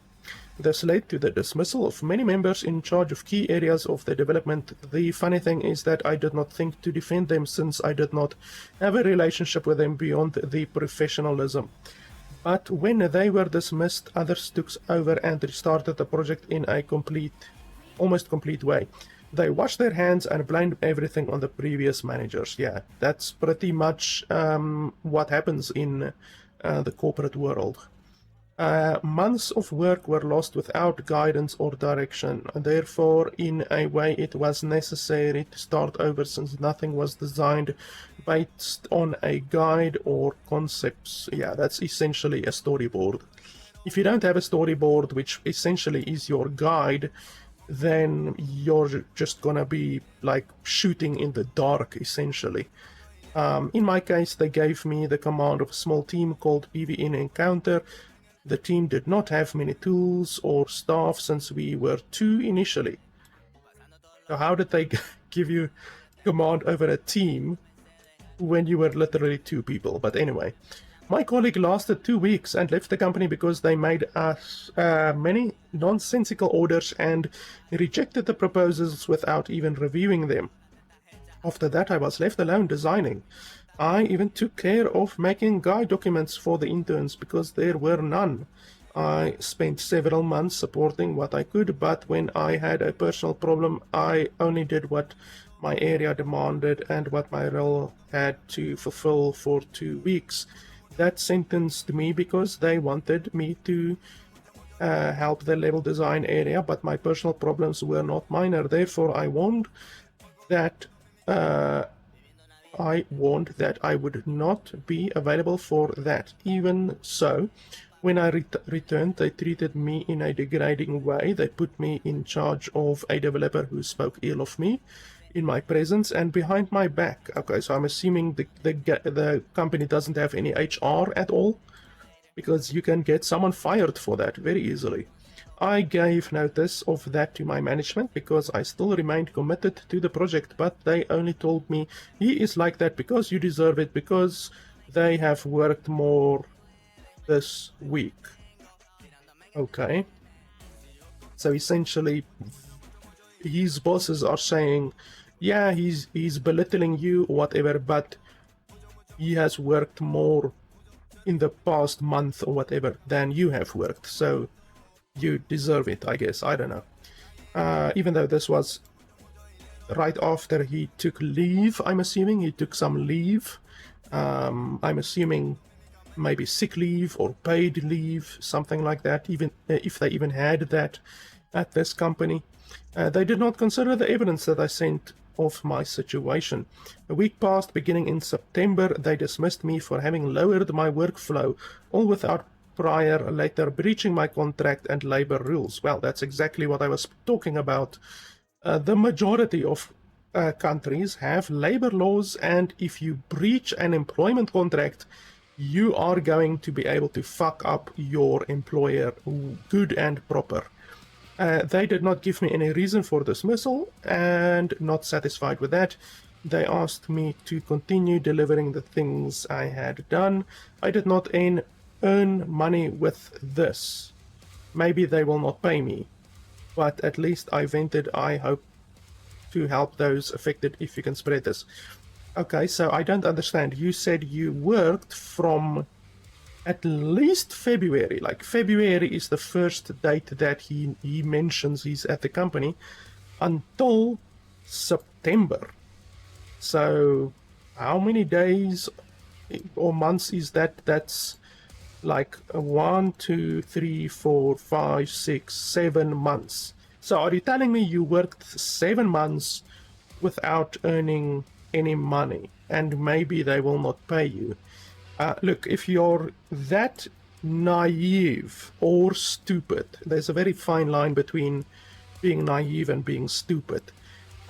If you're that naive to work for 7 months without getting paid, then quite honestly, just take the company to the labor law courts or the labor association, whatever, and fuck them up and just learn from your experience, to be honest. But anyway, that is what this guy said. It's all conjecture because they're not providing any emails, screenshots of emails. They're not providing any proof that they actually worked at this company. They're not providing any proof of their location because they said Spanish. Like I said, this game developer company is apparently based in Chile. so I'm assuming they are also in Chile. But anyway, they don't provide any information, but what they say is interesting, and I don't know, you just have to take it on face value, to be honest. There's no proof, but it is certainly interesting information. Now, I saw another post on the forum as well. This one was made 12 hours ago, surprisingly, and it is still up as well. Right now, no developers have replied to this post, so I'm assuming either they have not seen this post yet, or they did see the post, but they are just not replying to it. So I think if they saw this post, it would maybe be deleted. The developers of this game absolutely have every right to delete any posts that they want. You know, they have the right to do that, but it is immoral, in my opinion. So this guy is another guy that made a post. I knew this game would fail, an ex-intern's experience. If anyone has any questions, ask me through Steam messages. I expect this post to be deleted, but I have a backup since I plan to post this in other sites. My story, first off, I want to tell that I used to work as an intern in this game during December 2022. That's actually around the time that the game went live on Steam. That's according to SteamDB. Basically, one of the first dates was around October 2022, so December 2022 is just 2 months later. So basically this guy has been working on the project since the beginning, basically. And a little bit of March. Before being disassociated with the project suddenly, without prior notice, I worked as a sound designer, selecting, editing, mixing, and conditioning different audio files, 99% of it coming from assets. Well, that's totally fine. Like I said, a lot of games from smaller companies, small to medium game developers, use a lot of bought assets. Only really the bigger game developers, you know, like I would say the top 50 game developers are able to make everything in-house, you know, in-house sound, in-house assets, all of that kind of stuff. Quite honestly, there are some very good, very high quality assets, audio assets. You can get 3D assets, audio assets, all of that you can get on asset stores, and you can even go to a place like Fiverr where you can ask someone to do a voice recording for you. There are professional voice actors on Fiverr who do voice acting and can record any audio or anything like that for you at a really affordable price, to be honest. I had someone make a song for me, a literal song that I put at the end of some of my videos.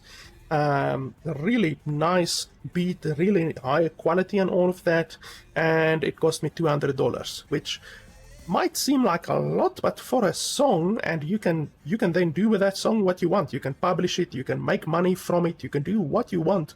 That's actually, in the grand scheme of things, when you're talking about a video game budget, you know, which usually is in the millions, $200 is not bad for an entire song, you know. I got the job through a friend of mine who was already had a foot in the company in another position more focused in design. I won't go into details, since despite me being somewhat deliberate about my identity, I don't want to throw my friend under the bus, although in comparison he's heavily more affected than me, but we will get into that later. Yeah, this guy basically already gave away who he is, because he is a sound designer, and I am assuming that this clearly small game developing company do not have many sound designers, to be honest. I mean, it's the same with this guy. He is a world designer. I mean, how many people at this company worked on the world, world design? So these game developers, the company are Arcadius Entertainment, know exactly who this guy is and know exactly who this guy is. But I mean, they're not doing anything illegal. They're not doing anything illegal by just creating a post on the forum, unless they maybe had a non-disclosure agreement in their contract or something like that. I have had those in my jobs previously. But it just depends on what they are actually divulging. Usually non-disclosure agreements actually highlight and specify what you are allowed to talk about and what you aren't allowed to talk about. Like finances, you're not allowed to talk about finances most of the times in non-disclosure agreements. Okay, so where were we? When I was contacted, I was personally interviewed by the CEO, Maximilian. I believe his name was over here. Let's have a look. Yeah, his name is over here. It's clearly public information. Maximilian Rehbein. So we can even Google his name and have a look. And there he is, Maximilian Rehbein Schwerter. That sounds like a German name, even though I might be wrong. There's also his Instagram thing. So that seems to check out, even though just saying Maximilian is not really any proof. He's claiming to have spoken with the CEO, but once again, in this entire post, I don't see a single screenshot. I don't see a single link, nothing like that. So the least this guy could do, and the other guy as well, this guy as well, the least they could do is provide a screenshot of an email with their name in the email and the company header or the company email address, something like that, whatever this guy's name is, Matt at arcadiusentertainment.co.go fuck yourself or whatever, something like that, just to basically solidify the evidence that this evidence, these words are actually coming from someone who was employed. I mean, it's very simple to just take a screenshot of your company email. It's as easy as that. That will satisfy 99% of the proof that most people will accept in situations like this. But anyway, I was personally interviewed by the CEO and did not ask too much about my capabilities and previous experiences and practically hired me on the spot.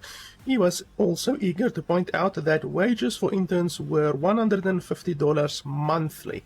Now that is quite a lot lower than what this guy said. This guy said it's $150 for 3 months. Now this guy's saying 150 per month.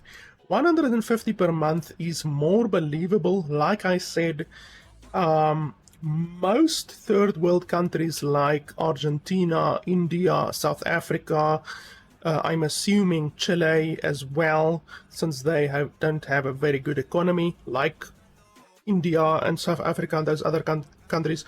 Usually the minimum wage of those countries, literally the government mandated minimum wage in most of those countries will be around 300 to 350 US dollars per month.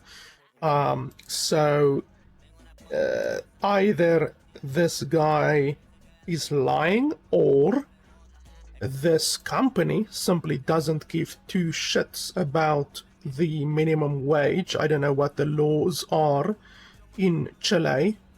I don't know if they are actually enforcing the minimum wage.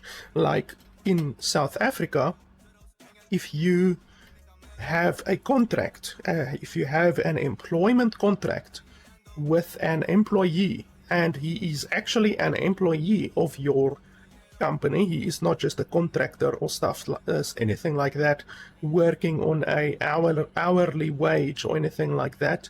If he actually has a monthly stipulated wage, salary, then it is illegal in South Africa to employ that person for less than about 350 US dollar. It's obviously, I'm converting it because it's in rand. The local currency here is rand, but it is 350 US dollars roughly.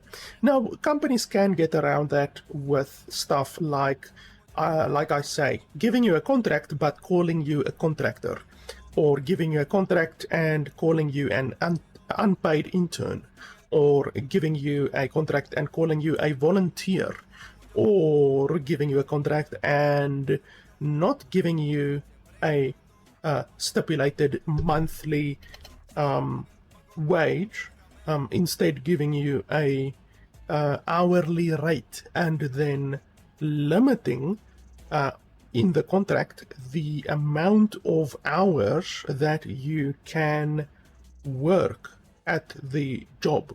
A lot of companies do that in South Africa as well, and it is technically legal, because if the company says, okay, we will pay you $5 an hour, which is actually a lot of money in South Africa. I know plenty of people who work for $3 an hour, some even $2 an hour. That's simply how these countries are. That's not uncommon in India, South Africa, I'm assuming Chile as well. In India, there are even people who work for 50 US cents per hour. You can simply watch a couple of YouTube videos and go down the rabbit hole of how low the wages in India actually are. But like I say, it's not unheard of to get paid $2 or $3 per hour in many of these countries. But anyway, you can simply get around all of these pesky little laws, employment laws, labor laws, by stating that your employee or your contractor or your intern will be earning a wage of whatever, $5 an hour, and then also saying that they are limited to working a set amount of hours per week. So then let's say you make it, if you have to get to 150, then you can make it that they are only allowed to work 7 hours or 8 hours per week. So yeah, you're getting $5 or $10 or whatever per hour, but you are being limited in your contract on the amount of hours that you are allowed to be paid for. So if you then work more hours, which is something that is very, very prevalent in these types of situations, you work literally 6 hours, 7 hours, 8 hours a day, because your bosses are going to shit on your head if you don't, and yet you're only being paid for 3 hours or 4 hours or whatever per day. That is unfortunately something that happens in these situations, and that is considered illegal in a lot of countries, because like I said, technically you aren't offering them a monthly salary or a monthly wage, which then does not go against the minimum wage laws and all of those kinds of things. So 150 a month is more reasonable than what this guy said. It's still very little. It's still very little, even for a country like India or Chile or South Africa. It's still very little. you really can't survive on that amount. You can maybe survive on $300 to $400 a month in these countries, in South Africa and India. You can do that. You won't have a good life, but you can survive on that amount. I actually know people personally who survive on $300 to $400 US dollars a month in South Africa. I personally know those people. So if you're thinking that it's impossible, you can believe me. I know people who get that amount of money, like $300 a month, and they live. They don't have a good life, but they live. It's just one of those things in third world countries. And South Africa isn't even the poorest country. Like, if you go to India, Argentina, Turkey, it's quite a lot worse. And would be paid retroactively. So I'm not sure what that means. At minimum, in a 1 month delay. So you work a month, but you don't get paid. And then the next month you work, you do get paid. Like, that's illegal. That has to be illegal. I'm not sure what the labor laws are in Chile, but in the majority of countries, withholding wages for no reason is illegal. So this, it would be illegal. You can definitely take the company to court based on that, if you have proof of it. Okay, sure. I thought, since I wanted to have a foot inside of the game dev industry, no matter what. Yes, unfortunately, that is naivete right there. Also, the contract said that I had to do full-time work as if working a 9-to-5 job. Yes, well, that's literally what I was just explaining. They pay you a set amount, but you have to work, you have to do a lot of unpaid work, essentially. Like, it's just unpaid work at the end of the day. So that's like 9 to 5, that's 3 hours, that's an 8-hour day at minimum. And this guy is working 4 weeks, so that's 5 times 8, so that's 40, so that's 160 hours. So this guy is working, according to him, with no proof, according to him, he's working 160 hours a month and receiving $150. Now, that's brutal. Like I said, I know people who are getting paid $2 or $3 an hour. I personally know people like that. This guy is getting paid less than $1, which is, it's rough. It's really rough. The whole company dynamics, advances, meetings, and development were hosted in a single place, a Discord server, and there is a WhatsApp group. At least from the time I was an intern, memes were more abundant than anything else related to the development of Kingdoms of Ereloth. Also, quick announcements and general info were distributed using the communities feature from WhatsApp.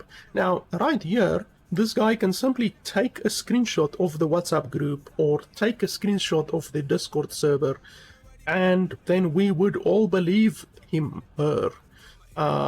Like, it's not really good to make all of these claims. It doesn't reflect good upon you as the person saying all of this stuff, because people are immediately going to not believe you. Whereas if you simply took a screenshot or two of the WhatsApp group or the Discord server or your emails, then there would be no doubt at all. So, important stuff related to the inner workings of the company and team of, at that moment, around 80 people. Holy fuck, 80 people. I thought this company was like 15 people, maybe. How do you run 80 people on a budget of $70,000? Like, from what we know, this game has literally just earned $70,000 maximum. So how the hell do you run a company of 80 people on that. I mean, you can do it if you pay all of the 80 people $150 monthly. You can do that even though you're gonna run out of money very quickly, because even if we take something like let's assume the worst case scenario, $150 a month, which is, like I say, very, very, very little. 80 people, that is already $12,000 a month minimum that they are spending on just wages, just salary. So the $70,000 will be gone in 5 months, and that is like not even considering the fact that the CEO will definitely not be paying himself $150 a month. Definitely not. So at best, in the best case scenario, your money for your game is going to last 5 months, which actually makes a little bit of sense from what this guy said. And he basically said the game has been only in development for around 7 months. I think he said around February or something like that, the development has actually started. So by now the developers should be out of money, actually, long ago, actually. Okay, where were we? Okay, Discord.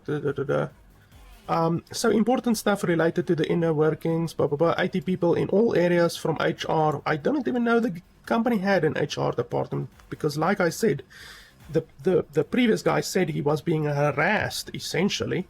So like, you can get that HR, you can report that HR person if they don't do their job, if they don't take your complaints seriously and actually look at your complaints and review your complaints.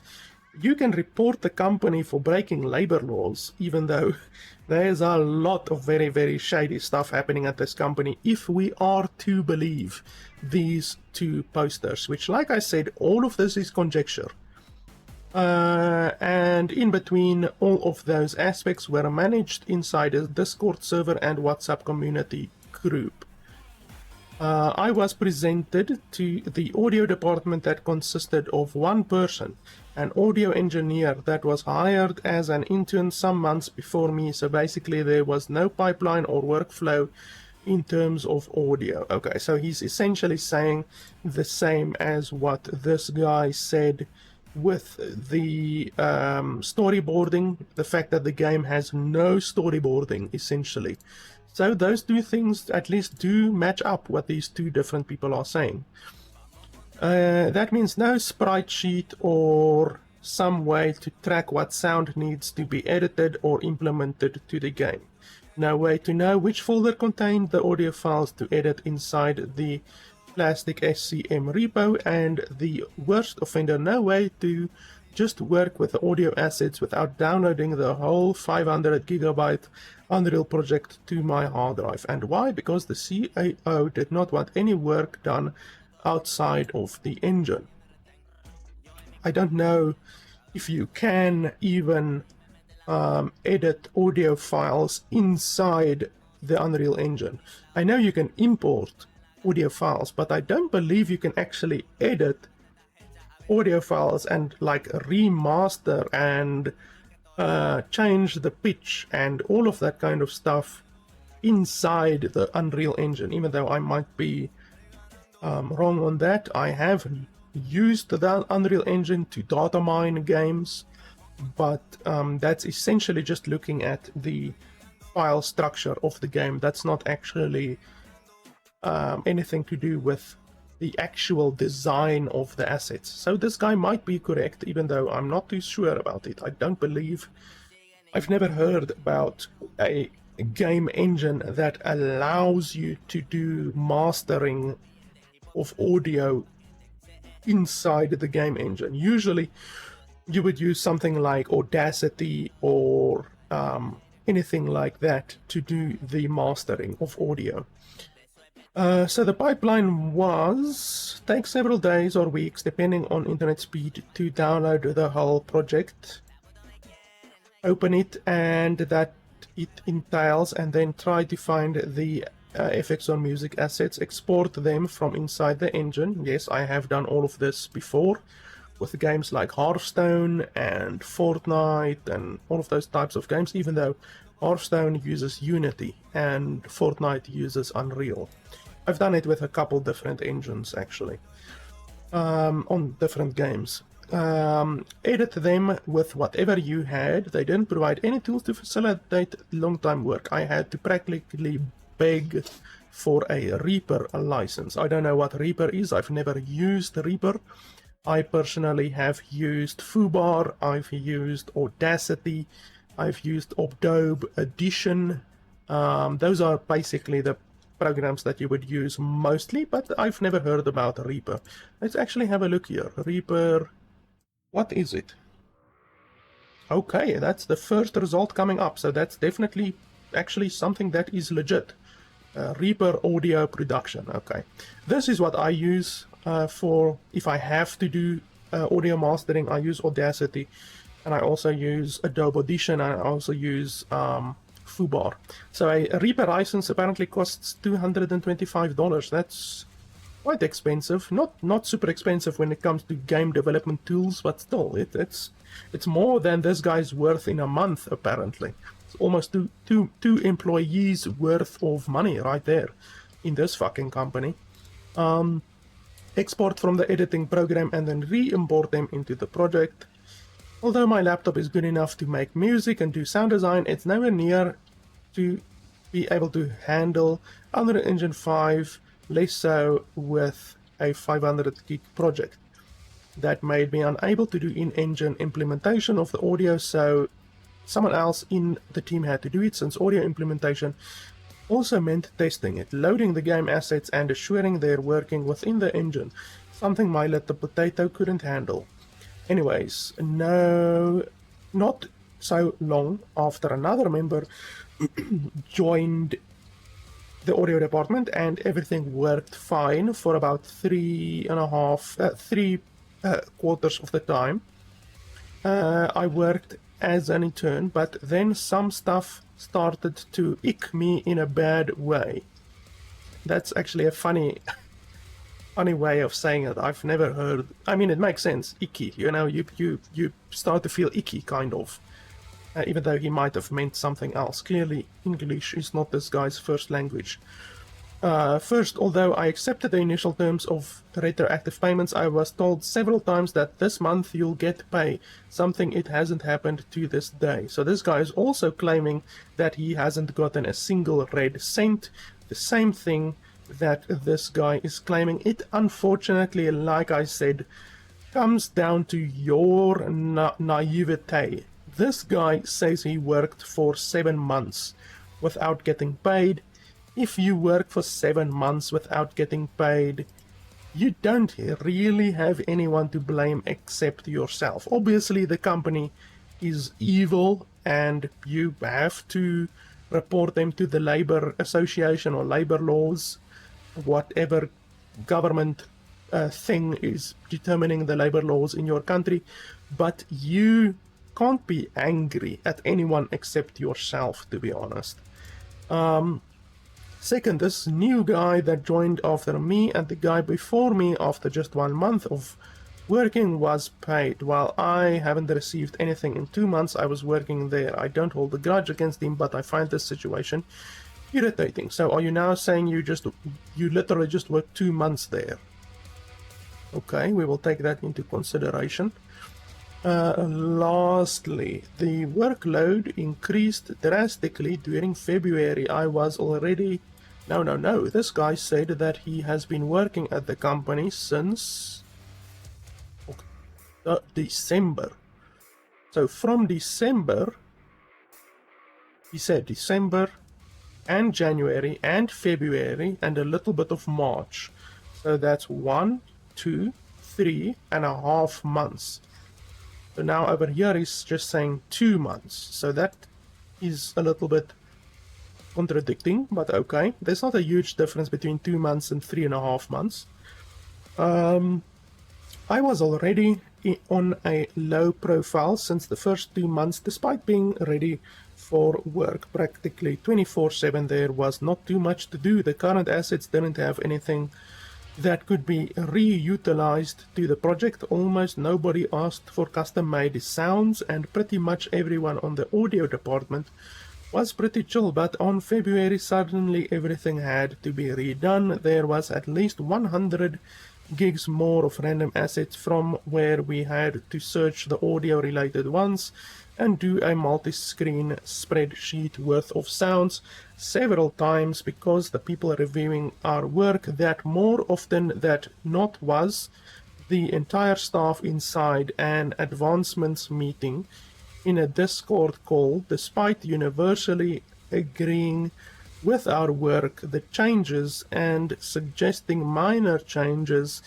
Days later, our supervisor was telling us that everything is bad, doesn't work, doesn't follow the vision we have for a project, and has to be redone. Okay, so this entire sentence is a little bit of a verbal soup, a word soup, or an alphabet soup, but we will take into consideration that the guy isn't a native English speaker. So the combination of our work being accepted and then rejected, redone to suffer the same loop several times, and the fact that the CEO expected a 9 to 5 responsibility from us while not being paid a single penny, while the newest guy of the audio department was paid instantly, made working in the company one of the most frustrating times in years.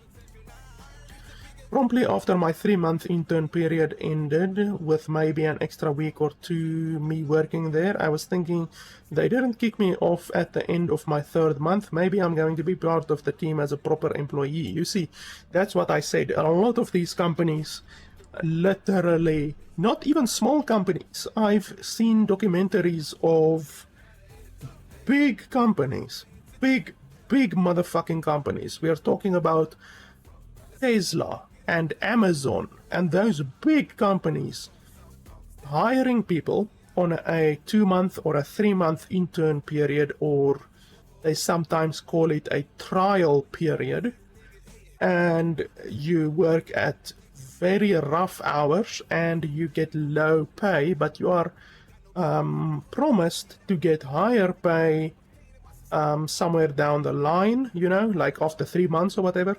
And then you simply get dismissed after that period. You are simply told, sorry, we are not happy with your work, and then you get let go. And because you are still an intern or on a trial period, they don't even need to give you any notice. It's a lot of the times literally just your pass or your key card or your access to the building will just be revoked, and you will be just not let into the building anymore. They will pay you usually, unless you're working for a very scummy company, but these companies do that, and they have a fucking rotisserie, a merry-go-round of interns in the company. Just every 3 months, their fucking new cycle of interns begins. You do get companies like that. I used to be a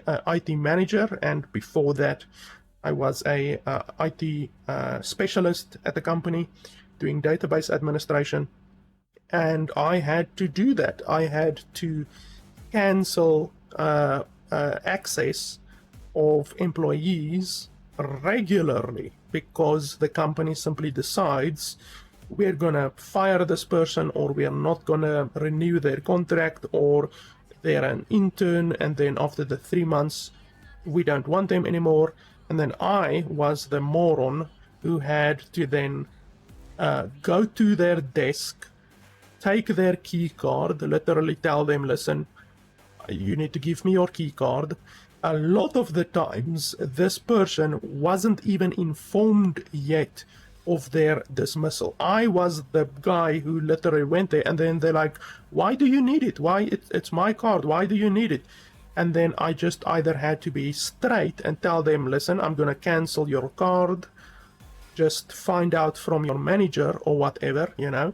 And in the majority of times, they will not give me the card because they will then immediately right there and then want to go talk to the manager, to their manager, and find out why the IT guy wants to take their key card and cancel their key card.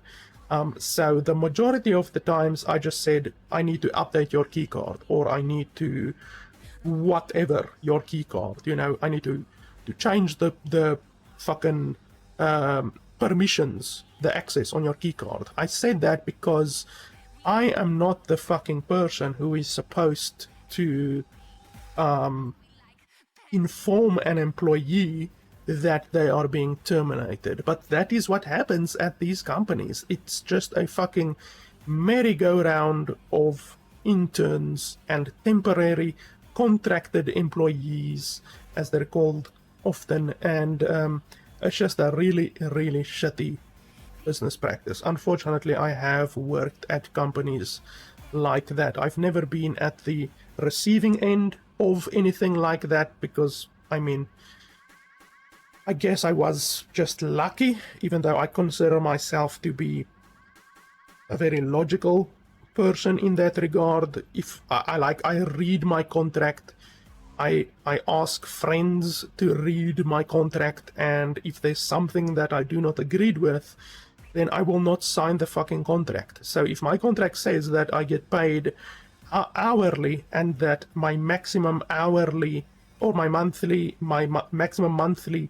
hours is a certain amount, then I'll immediately know that I'm going to get fucked over if the job demands me to work 8 hours a day, and yet if you spread out my monthly maximum hours that I'm allowed to work, then that would actually mean that I'm only allowed to work 3 hours a day.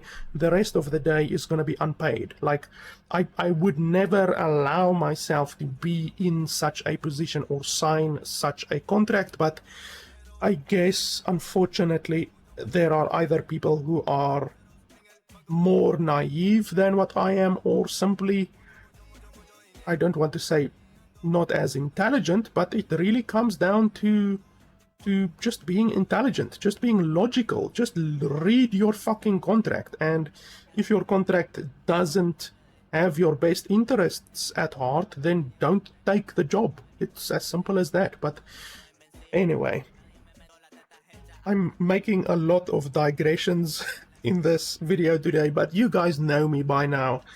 You know that I often go off on divergence sometimes.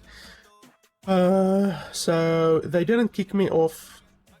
Maybe I'm going to be part of the team as a proper employee. Growing expectations, since management was radio silence for all these extra days. Then suddenly I was kicked off the WhatsApp group, Discord, and lost access to the Plastic SCM repo. What is Plastic SCM? I've never heard of that actually. Plastic SCM is a cross-platform commercial distributed version control tool developed by blah blah blah. It includes a command line tool. Okay, so it's like a project. Yeah, it's a project software. Basically, like Azure. I know Azure. I've used Azure before. So it's like Azure, essentially. Who told me I'm being laid off? The co-worker from the audio department that was oldest than me. Okay, I said we gave each others our goodbyes and then tried to contact someone to see when they were going to pay me, since they owed me $450. That would make sense with the 3 months that is said and the $150 per month that is said at the top. Something nowhere near what I should be paid according to some people, but hey, it's money I made doing something I'm passionate about, and in my mind it was a position of either I accept this opportunity to have a foot inside the game industry, or I should fuck off. Unfortunately, that is something that a lot of unscrupulous employers use. Like, it's also something that the modeling industry famously exploits people with. The porn industry as well exploits girls, especially with this type of scheme. They basically tell the girl to do stuff. I obviously can't be too explicit because YouTube literally marks your video as being explicit if you just talk about things, even though I'm not being explicit. But anyway, if a girl is a model, or if a girl considers being a adult actress, they will offer her a very, very small amount of money at the beginning, and then they will say, yeah, but we are doing all of the work. We are going to edit the photos or the videos. We are the production company. We are going to send out this video or send out these photos that you've worked on or that you helped work on, and then when it starts making money, then we can renegotiate, you know, that kind of stuff. And then the girl thinks, oh well, I mean, it's not a lot of money. In fact, it's very little money from what I've heard from starting adult actresses, you know, adult actresses that are just starting out. Very, very little money. We're talking about not even $1,000 for their very first scene. And then the people make millions sometimes of their stuff. Like, I actually remember Riley Reid's very first scene, like video. You can actually search it if you are so inclined. I've watched it. You can search it on the internet, you will find it. And her very, very first scene, you can see she's very young, very unsure, and apparently they paid her very, very, very little money. And they made obviously a crap load of money off of her very first video, because you can then say this is the very first video that she appeared in, you know. So a lot of companies, including this company, probably sold this entire idea of yeah, we are paying you very little money right now, you know, $150 a month, but once the game starts selling well. In fact, this guy over here said somewhere in here, as far as I can remember, that once the game starts selling, once the game is complete, then we can pay you. That's what this guy said. Now, obviously, like I said, this is all conjecture, but still, it supports my point right now, and it kind of supports what this guy is saying as well. Like, they promise you, oh, you will be a game developer, maybe we are not gonna make a lot of money with this game, but with our next game, certainly we will make more money. Or just imagine, like, we are doing you a favor by allowing you to work as a game developer, and then in the future you can say, oh, I have a year of game development experience, and I worked on this piece of shit called Kingdoms of Ereloth. Just imagine how that will look on your CV, you know, your resume.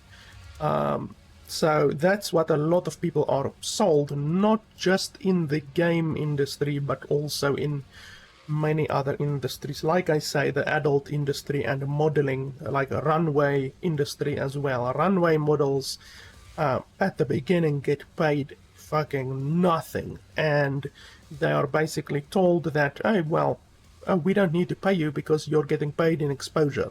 Your photo, all of the people sitting next to the runway are going to see you. They're going to take your photo, definitely, wearing our clothes. We provided the clothes, and then you are going to get famous from the photos that the people take. So a lot of runway models don't even get paid, which is really crazy. Since you as a runway model hopefully are a very pretty, very appealing, very beautiful person, and that has a worth in today's life and for the past several hundred years. If you are beautiful, just being beautiful is worthy. You can sell that beauty, and that is literally what these modeling companies are doing. They're selling your beauty, and then they have the audacity to not offer you any money for it. So unfortunately, like I said again, this unfortunately is naivety. This guy should have known better. He or she allowed themselves to be taken advantage of, but it does not excuse the company. Obviously, this company sounds like a really, really shitty place to work. Even though, like I said, no proof and no proof. The thing is, I was told that my payment was going to be done in mid-March. I waited, nothing. Then contacted them again. I was told that the Indiegogo and Kickstarter campaigns are being held, so wait until they got funded and I would get my money. I waited, nothing. You see, this already is a very, very big red flag, you know, like they promised this guy or this girl, I still haven't seen a gender or the language being used here, so I can't really say if it's a male or a female. This person already allowed themselves to get fucked over, and then the company lied to them. The company said, you will get paid, but you will get paid 1 month delayed. So you will get paid for February, but you will only get paid in March. So if you work in February, you will only get paid in March, which already is a very fucked up system. But like, I wouldn't have accepted that ever. But anyway, they already allowed themselves to be taken advantage of. And then, like, if they were told this shit right here, I would already have taken a screenshot of that conversation and posted it on social media already. Like, that shit will create waves. If you have proof of the CEO or whoever telling you as a game developer on a game that you have worked on for at least 3 months and you haven't received a single cent yet, if you are being told that you will get paid after this or this, you can literally then go and create a post with proof on Twitter or Facebook or whatever. You tag Indiegogo, you tag Kickstarter, you tag IndieDev, hashtag IndieDev, and you will create a shitstorm of epic proportions, even if this game is a piece of shit. People didn't know that this game is a piece of shit before it released, so you actually would have gotten quite a lot of traction, I think, because the game looks okay. I mean, it is a piece of dog shit, but the game looks okay, so people will be like, oh, this guy is working on an up-and-coming game called Kingdoms of Ereloth that had 2 successful campaigns, or at that point they probably started their campaigns, since this guy is being told that he will receive payment when the campaigns are completed. Like, Indiegogo and Kickstarter would both cancel the projects. Like, they would cancel the projects in fucking 2 milliseconds if there was actual proof. Like I said, this guy would need to give proof, screenshots and that kind of shit. They would cancel the projects if there was proof that this game developer that is using their platform is doing this kind of labor practices. It's illegal, you know. So you will get a lot of traction. Indiegogo and Kickstarter would both, I imagine, not be happy with their platforms being associated with this developer. And yet this guy didn't do that. So once again, this person just allowed themselves to really get taken advantage of. Like, I'm not victim blaming, but you have to be logical. Like, if you allow someone to stab you with a knife after they said, listen, in 30 seconds I'm going to stab you with a knife, and you allow it to happen, you know it was going to happen with a surety. Like, who can you really fucking blame? Yes, this company is fucking terrible. It sounds like this company is really bad, but you allowed the company to exploit you. Like, it's not a good look for this guy or for this guy, especially, like I said, since they don't even provide proof. I was contacted again. Payments pending are going to be done at the end of September. So now they're not telling him when this is completed. This was completed in May. So they're not even telling him May. Now they're fucking telling him September all of a sudden. So they're fucking him over 3 times. This guy definitely, hopefully used the lube, because this company was fucking him 3 times and he allowed it each time. Even though over a year, I think he's not even employed by the company anymore. I think, since he said over a year, he found out from his co-worker that he has been fired, so he's not even working for the company anymore over a year. I contacted them some days ago. Again, we need to wait for Steam to bill our early access money for payments pending. Wait until then. So now they're not even saying end of September. Now they're saying go fuck yourself until Steam, whatever. It's just really lie after lie after manipulation after manipulation. And here we are, early access launch. It sucks massive ass. I agree. To the surprise of no one. And Arcadius will probably hire more clueless people to patch this giant mess of medieval MMO RPG.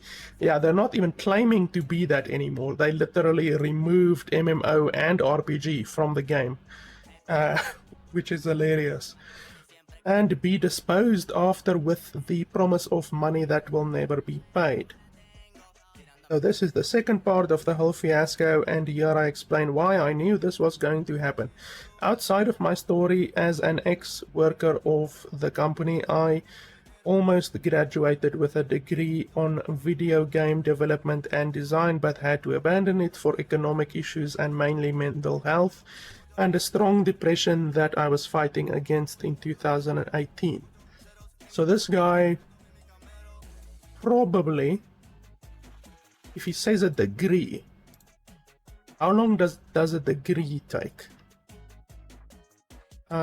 Is a degree 2 years? I think it might be 2 years in most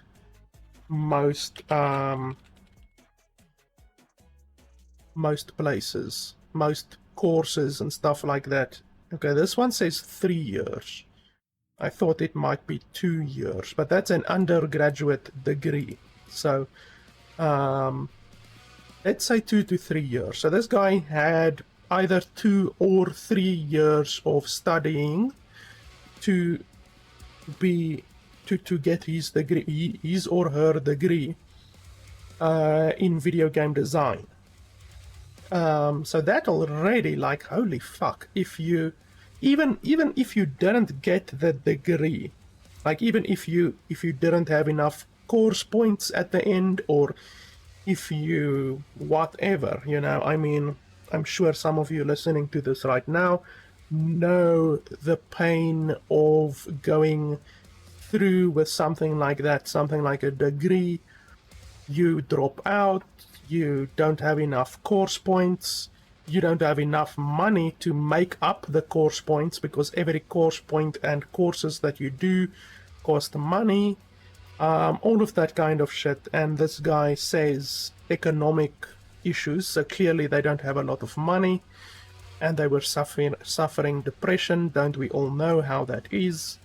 So they essentially had a good amount of video game development experience, even though it is just theoretical. You know, they just studied, so it's not practical experience, it's theoretical experience. But still, the fact that this guy would take a position with this experience for $150, that is bleak. That's very, very bleak. It sounds like things are definitely not good in Chile.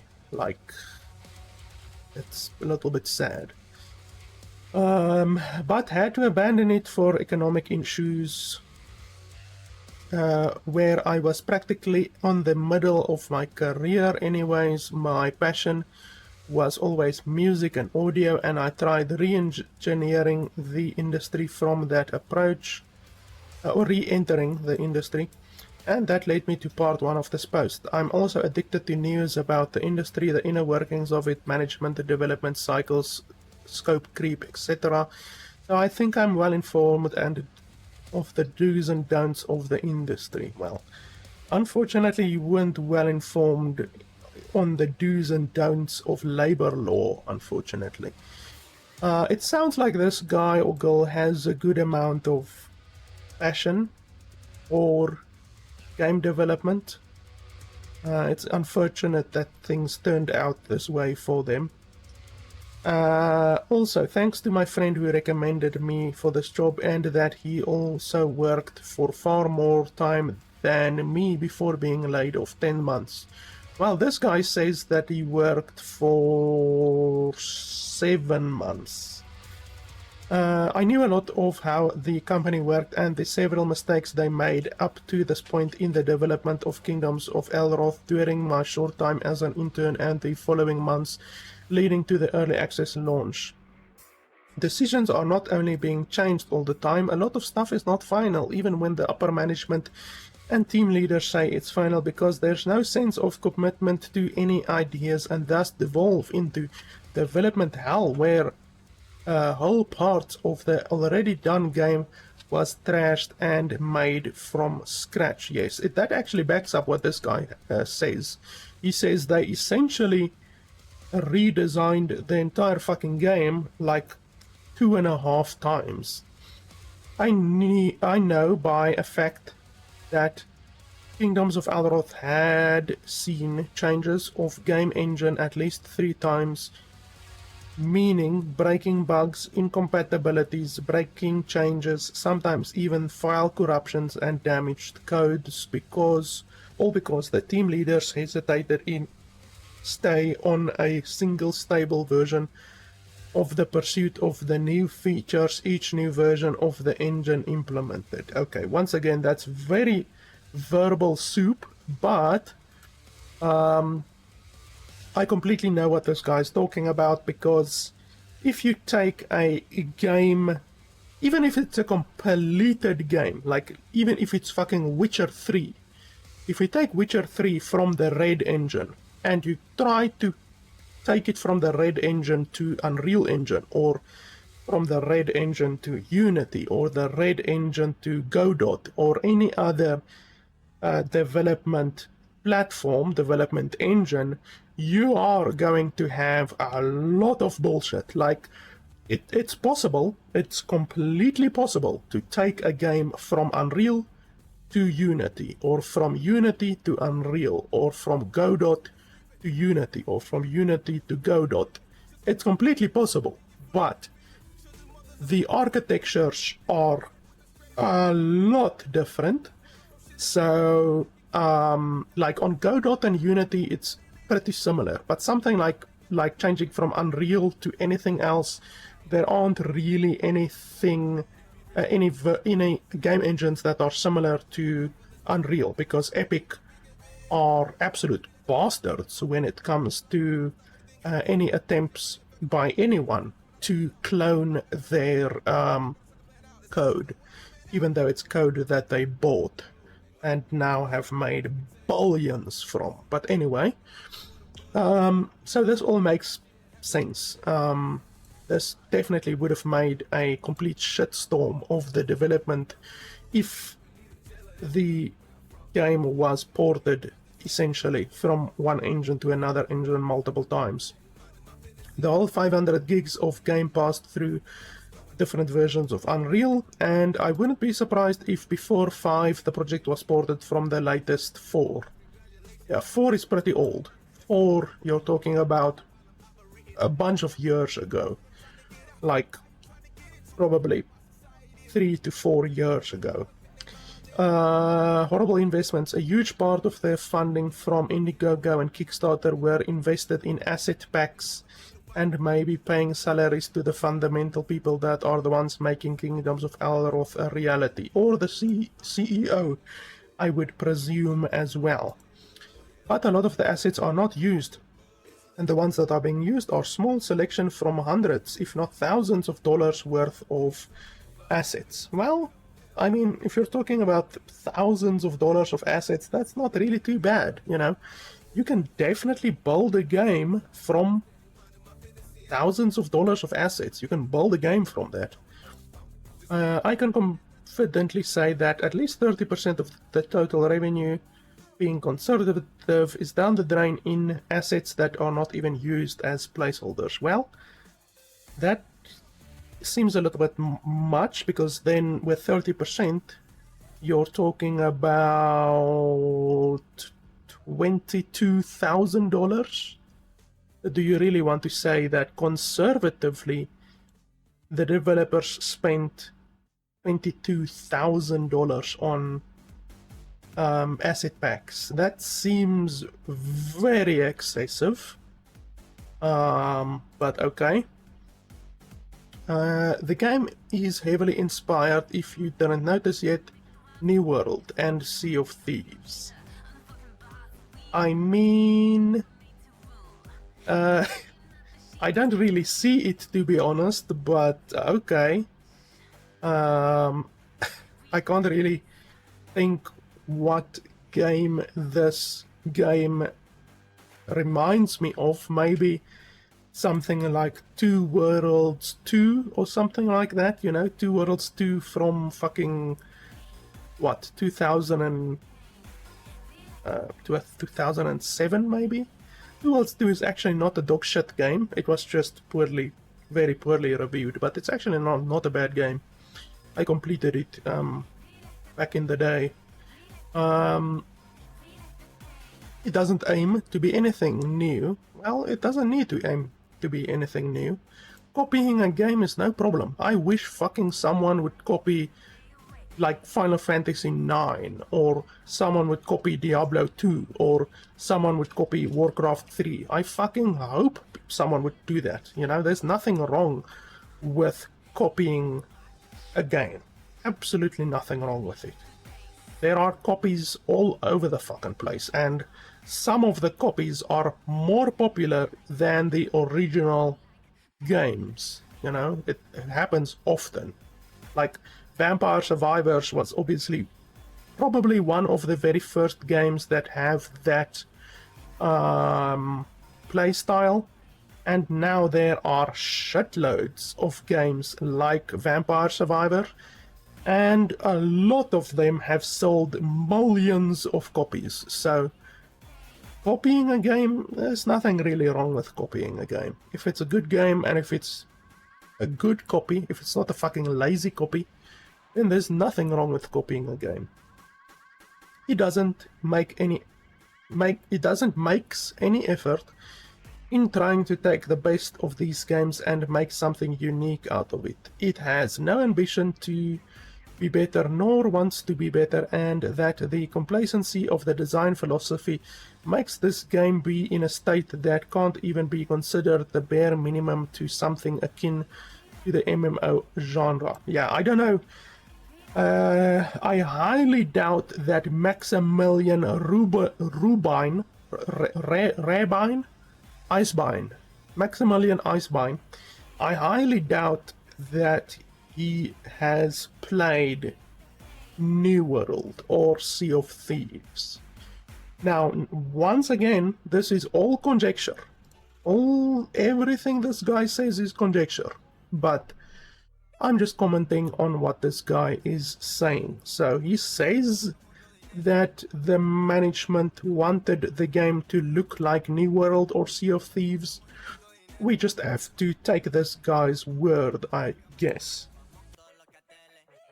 The multiple meetings I was blessed cursed to be part of, I could only hear those two games being mentioned almost always when talking about development. Since the first time I thought to myself, why trying to sell a game like Sea of Thieves when there's already Sea of Thieves?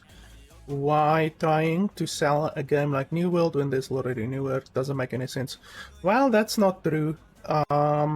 Like I already said, there are many copies of good games, and sometimes the copy of the game literally does better and is better than the original. So it's completely possible to quote unquote copy a game and then make a better game. I mean, I think if you look at the earliest ARPG games like Nox, if you've never played Nox, it's a really good game. It's old, it's very, very old. Let me have a look over here actually. So this is Nox. Probably a lot of you have not heard of it. It's from the year 2000, and I played and finished Nox. It's a very good game actually for the period, obviously. I mean, if you play it these days, let's have a look. If you play it these days, you're probably not going to enjoy it simply because, like, it's old. I mean, it's from the year 2000. It is old, but games like this were the inspiration to games like Diablo 2. I think, when was Diablo 2 released? You can see it's obviously really basic, I guess you would call the graphics these days. Diablo 2. How old is Diablo 2? Okay, so this came out, yeah, so Nox came out at the same time as Diablo 2, but obviously Diablo 2 is far more well known than Nox is. But games like Nox, Diablo 2, Diablo 1 inspired all of the really, really good ARPGs that you get today, you know. Stuff like Last Epoch, stuff like Path of Exile, Torchlight 2 is a good ARPG. It came after Diablo 2 and all of those games, so you could say that all of these games like Torchlight, Path of Exile, Last Epoch, Vulcan, what's that Vulcan game? Legends of Vulcan? I forgot what the name is. But all of those games are good games, and yet they quote unquote copied Diablo 1 or Diablo 2 or Nox or those types of games. So there's nothing wrong with making a copy. There are many games that are a copy that are better. I mean, I wouldn't really say Diablo 2, since Diablo 2, in my opinion, is probably one of the best ARPGs ever made, like top 1 or top 2, depending on Titan Quest. Titan Quest is also probably number 1 or number 2. I would put Titan Quest or Diablo at number 1 or number 2, so I wouldn't really say that there's games that are better than Diablo 2, but if you look at Path of Exile or Last Epoch, those games are essentially a copy of Diablo 1 or of Nox, since they came many years before Path of Exile came or Last Epoch came. But Last Epoch and Path of Exile are better than those games. So, like I say, there's nothing wrong with copying a game. I know this guy is trying to make a point here, but I think it's a point that doesn't hold any water, to be honest. There's nothing wrong with having or getting inspiration from other games. There's nothing wrong with copying other games, as long as you make your game unique. This game is created with the sole intent in capitalize in a genre of video games with a desperate need of a fresh coat. Wow, that sentence is rough. And yet the vision of the game is to be a worse version of something that has already burned out to ashes. Yeah, well, that's just because these are shitty developers, and I'm talking about the management, not about the actual developers, even though the actual developers I don't think had any business designing a game like this, because as this guy said, and as this guy pretty much said, the people had no experience in some cases. So designing an open world MMORPG is probably the worst type of game that you could possibly choose for your very first game to develop. The leadership focused highly on unimportant stuff, leaving behind the whole concept of core elements of the game, which is highly unimportant, you might ask. High fidelity graphics, astonishing illumination, day and night cycles, realistic sound, reverberation. I've never thought of a game having good reverberation. So I don't know, maybe they are using the wrong term there. RTX support, that is a stretch. Like, I can't think of a single indie game that has RTX support, like really. That costs a lot of money. Among other stuff, at least to me, are irrelevant and should be the first to avoid when developing any video game. So, if it is offered as a service like MMO games, that entire sentence didn't make sense. Sure, the game can look decent in some very specific locations and the in-game time of day with a very specific camera angle, but outside of that it is clear the neglect in areas like game feel, quest design, environment, even world building and lore concepts that are critical to a good MMO, especially the first three. Blah blah blah. The amount of time me and my friend have heard some people in high positions talk about how they don't care and won't appeal to the Chinese market because personal beliefs is so he's essentially saying they're racist, is understanding how strong opinions about certain stuff. I have them too, but the Chinese market is too big to ignore no matter what are your views or your beliefs, and it is known that Chinese people play a lot of MMOs, so their input is these types of games among a lot of other genres as well is highly appreciated, so not only neglecting but antagonizing a whole sector important to the MMO player ecosystem is not just incredibly stupid, is basically career suicide. Nobody cares about your personal beliefs, people only want to play games, period. a little bit of word soup there, but he's basically just saying that the CEO and the management didn't tailor the game for the Chinese market. Now, I don't know how you would tailor an MMO specifically for the Chinese market. Like, would you add boobies? Would you add hentai, even though hentai is Japanese for the most part? Like, what? How would you tailor an MMO for a specific market? That seems a little bit far-fetched, to be honest.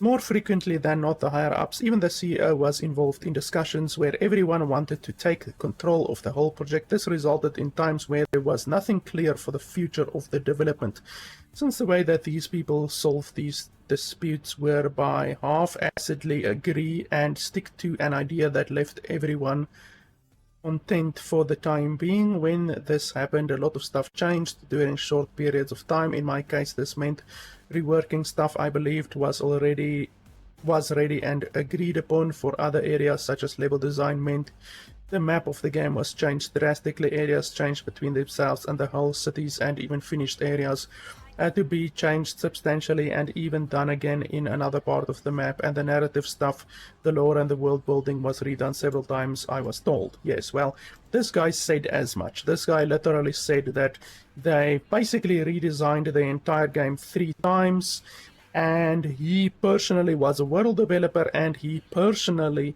had a lot of his work just thrown out of the fucking window. So yeah, that does corroborate this guy's story.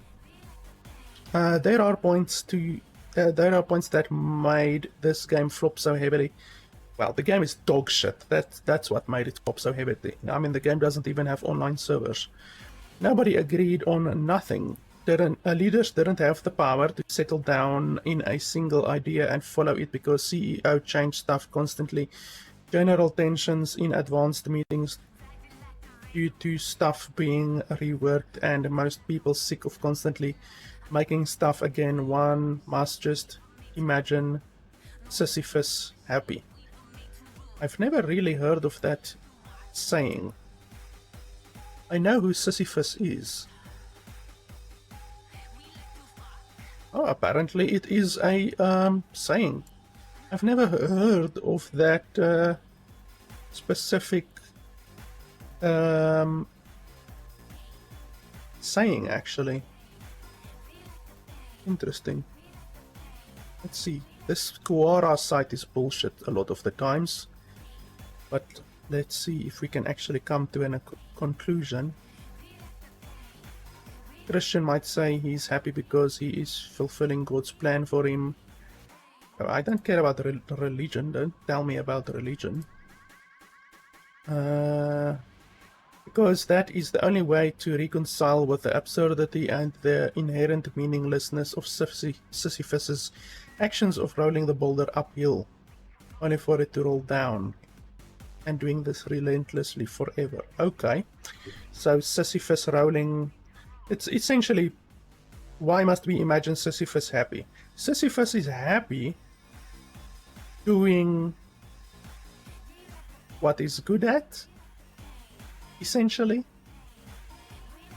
I don't know. It's a strange saying. I've never heard of the saying, but okay. Perhaps it's a saying used in other countries more than South Africa. Everyone worked hard on this. Everyone involved is talented people. Well, a lot of them are interns that have no experience, so I don't know how you can say everyone is talented. That had genuine intent in making the best game they can, but it's hard to maintain the motivation when you constantly feel that nothing moves forward and your time is wasted. Even worse if you're not compensated for it. And that being said, I genuinely hope that this game finds success for 3 reasons. I want my money, My one friend is owed close to 2,000. I want a reason to be prideful, to show that I worked on this game in my portfolio. But mainly, I don't want that the effort and time of dozens of people that worked on this project were in vain. That's unfortunately one of those things. When a CEO is an absolute piece of shit, then he can entirely fuck up the game.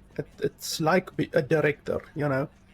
Give a shitty director like Brad Pitt and Angelina Jolie and fucking Denzel Washington, give that director the best actors on earth, and that director will be able to fuck up that movie to the point where nobody would want to watch that movie. So this quote-unquote director is seeming like a moron, and he doesn't have Brad Pitt, he doesn't have Angelina Jolie or Denzel Washington. He has a couple of unpaid interns for the most part. So yeah, it's no matter. Well, it's no wonder that the game turned out to be a excruciating pile of excrement. But interesting. I would have really liked it if the people just provided some proof. It's not difficult, as I said, to provide proof. I would be much more convinced. I'm not completely convinced. I'm about at a 70% believability on either of these posts, and they could easily have made that 100% believability. But yeah, it's all uncorroborated, it's all baseless right now until they provide proof. But yeah, that's their opinions. My opinion of the game is that it's terrible. Terrible. It's not the worst game that I've ever played. That Honor is Darkness. What's the game's name again? I forgot the name because it's so fucking terrible. Let's have a look. Oh, I remember now. Signs of Darkness. This game. It's probably one of the worst games that I've ever played, if not the worst game that I've ever played. Simply because it was so broken. It was hilariously broken. And this is the game where I provided proof that the developer deleted my review on Steam, deleted the game from my library, and deleted my post on the forum. So that's the type of developer that you're dealing with here. And surprisingly, it also was a open world RPG, which there seems to be a theme for some reason. People attempting to make open world RPGs and then just failing miserably. The game is really quite hilariously bad. But yeah, anyway, interesting information. Completely unfounded, but interesting nonetheless. So yeah, I think that is it with regards to the interesting things that I found. Like I said, they were funded on Indiegogo and on Kickstarter for 70,000, and even going with best case scenario and assuming that what these people said is true, the game only had about 5 months of funding, which makes for an absolute disaster. You can't really design any sort of open world RPG, even if you have 80 people and even if you are paying them a stupidly low amount of money. You can't really do that in 5 or 6 months, but it's clear from at least these conjecture reports that we have here, it's clear that the CEO Maximilian Rehbein clearly made the money stretch by not paying his employees, which I guess is one way to make your money go further, you know. Count the pennies and the employees will take care of themselves, I believe is the expression used in America. So yeah, interesting, but hopefully I don't have to play such a terrible game ever again. I mean, the game is more broken than what it is terrible. If the game wasn't so broken, if the game was offline, perhaps this game would have a chance of having a single redeemable property, but yeah, the fact that the game isn't really even playable is definitely, in my opinion, a waste of $25. I wasted $25 on this game so that you guys don't have to. As always, if you want to see more reviews and if you want to see me actually look at terrible games like this, then your support on Patreon would be appreciated. I use the money from my Patreon to buy games like this and to look at them and basically saving you the time, the effort, the heartache, and the mental agony of not having to spend time playing really terrible games. So if there's a really terrible game or even a really good game that you want to see featured on the channel, then just message me if you are a Patreon supporter and tell me of a specific game that you would like to see featured. As I say, I use the money from my Patreon to do these kinds of videos. I would never normally spend my own money on a piece of shit game like this. So yeah, your support is massively appreciated. I really hope that these people, if they are telling the truth, I really hope that these people and all of the other 80 or so people apparently find a good resolution to this whole thing. And I don't know, we will see. I honestly think probably the best case scenario for this game is that Valve removes it from the Steam store. That's quite honestly probably the best resolution in this scenario, because the worst case scenario would be that the CEO benefits from this. It's obviously like these people already have a very slim chance of coming out of this entire thing whole, you know? Like, this guy says he's owed $450. I think the other guy also said he's owed $450. I seem to remember him saying something about $450 or something.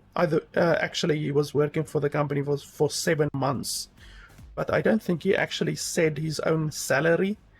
But anyway, it's clear that these guys were paid very, very little, but quite honestly, I think the best case scenario is these people just have to write it off as a learning experience. They should not expect to get their money from the CEO, but they should absolutely take the CEO to whatever the labor law court is, or small claims court. If they have a contract with this company, they should take the CEO to the court, and not the company. They shouldn't take the company to the court, because that would allow the CEO Maximilian Rehbein to simply close up shop. It's what a lot of these companies do. They fuck up and fuck over a lot of people, and then they just close door. They just close their doors, shutter the building, and claim that the company has no money left to do anything. And then you can sue the company, you can even get a judgment against the company, but the company is just going to go into foreclosure or claim that they don't have any money, all of that kind of stuff, and you won't get any money. So your best chance, because it seems like both of these guys were personally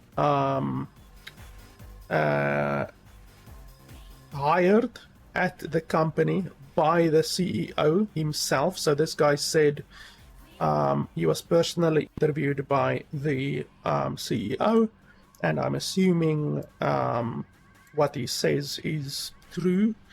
Then you can hopefully go after him personally instead of the company, because like I say, the company can just close up shop and then you won't get any money. So you have to sue this guy specifically for breaking labor laws, for unscrupulous business practices, for if you have proof of anything that he did, like in Discord or WhatsApp or anything like that. If he promised something, if he specifically, not the HR person, not a manager, not anyone else, if he personally broke any laws to you in conversation, like on WhatsApp or whatever, like if he said, if you don't work, you will be fired or whatever, that's a threat. And you can take someone to court for that, to labor court for that. Obviously, not criminal court. It will be difficult to get this guy on any criminal charges, but definitely labor court. Labor laws were absolutely broken. If what these people are saying is true, then you should be able to hopefully get your money out of this entire fucking thing. But anyway, that's it, guys. Thanks a lot for watching, and I'll see you guys next time.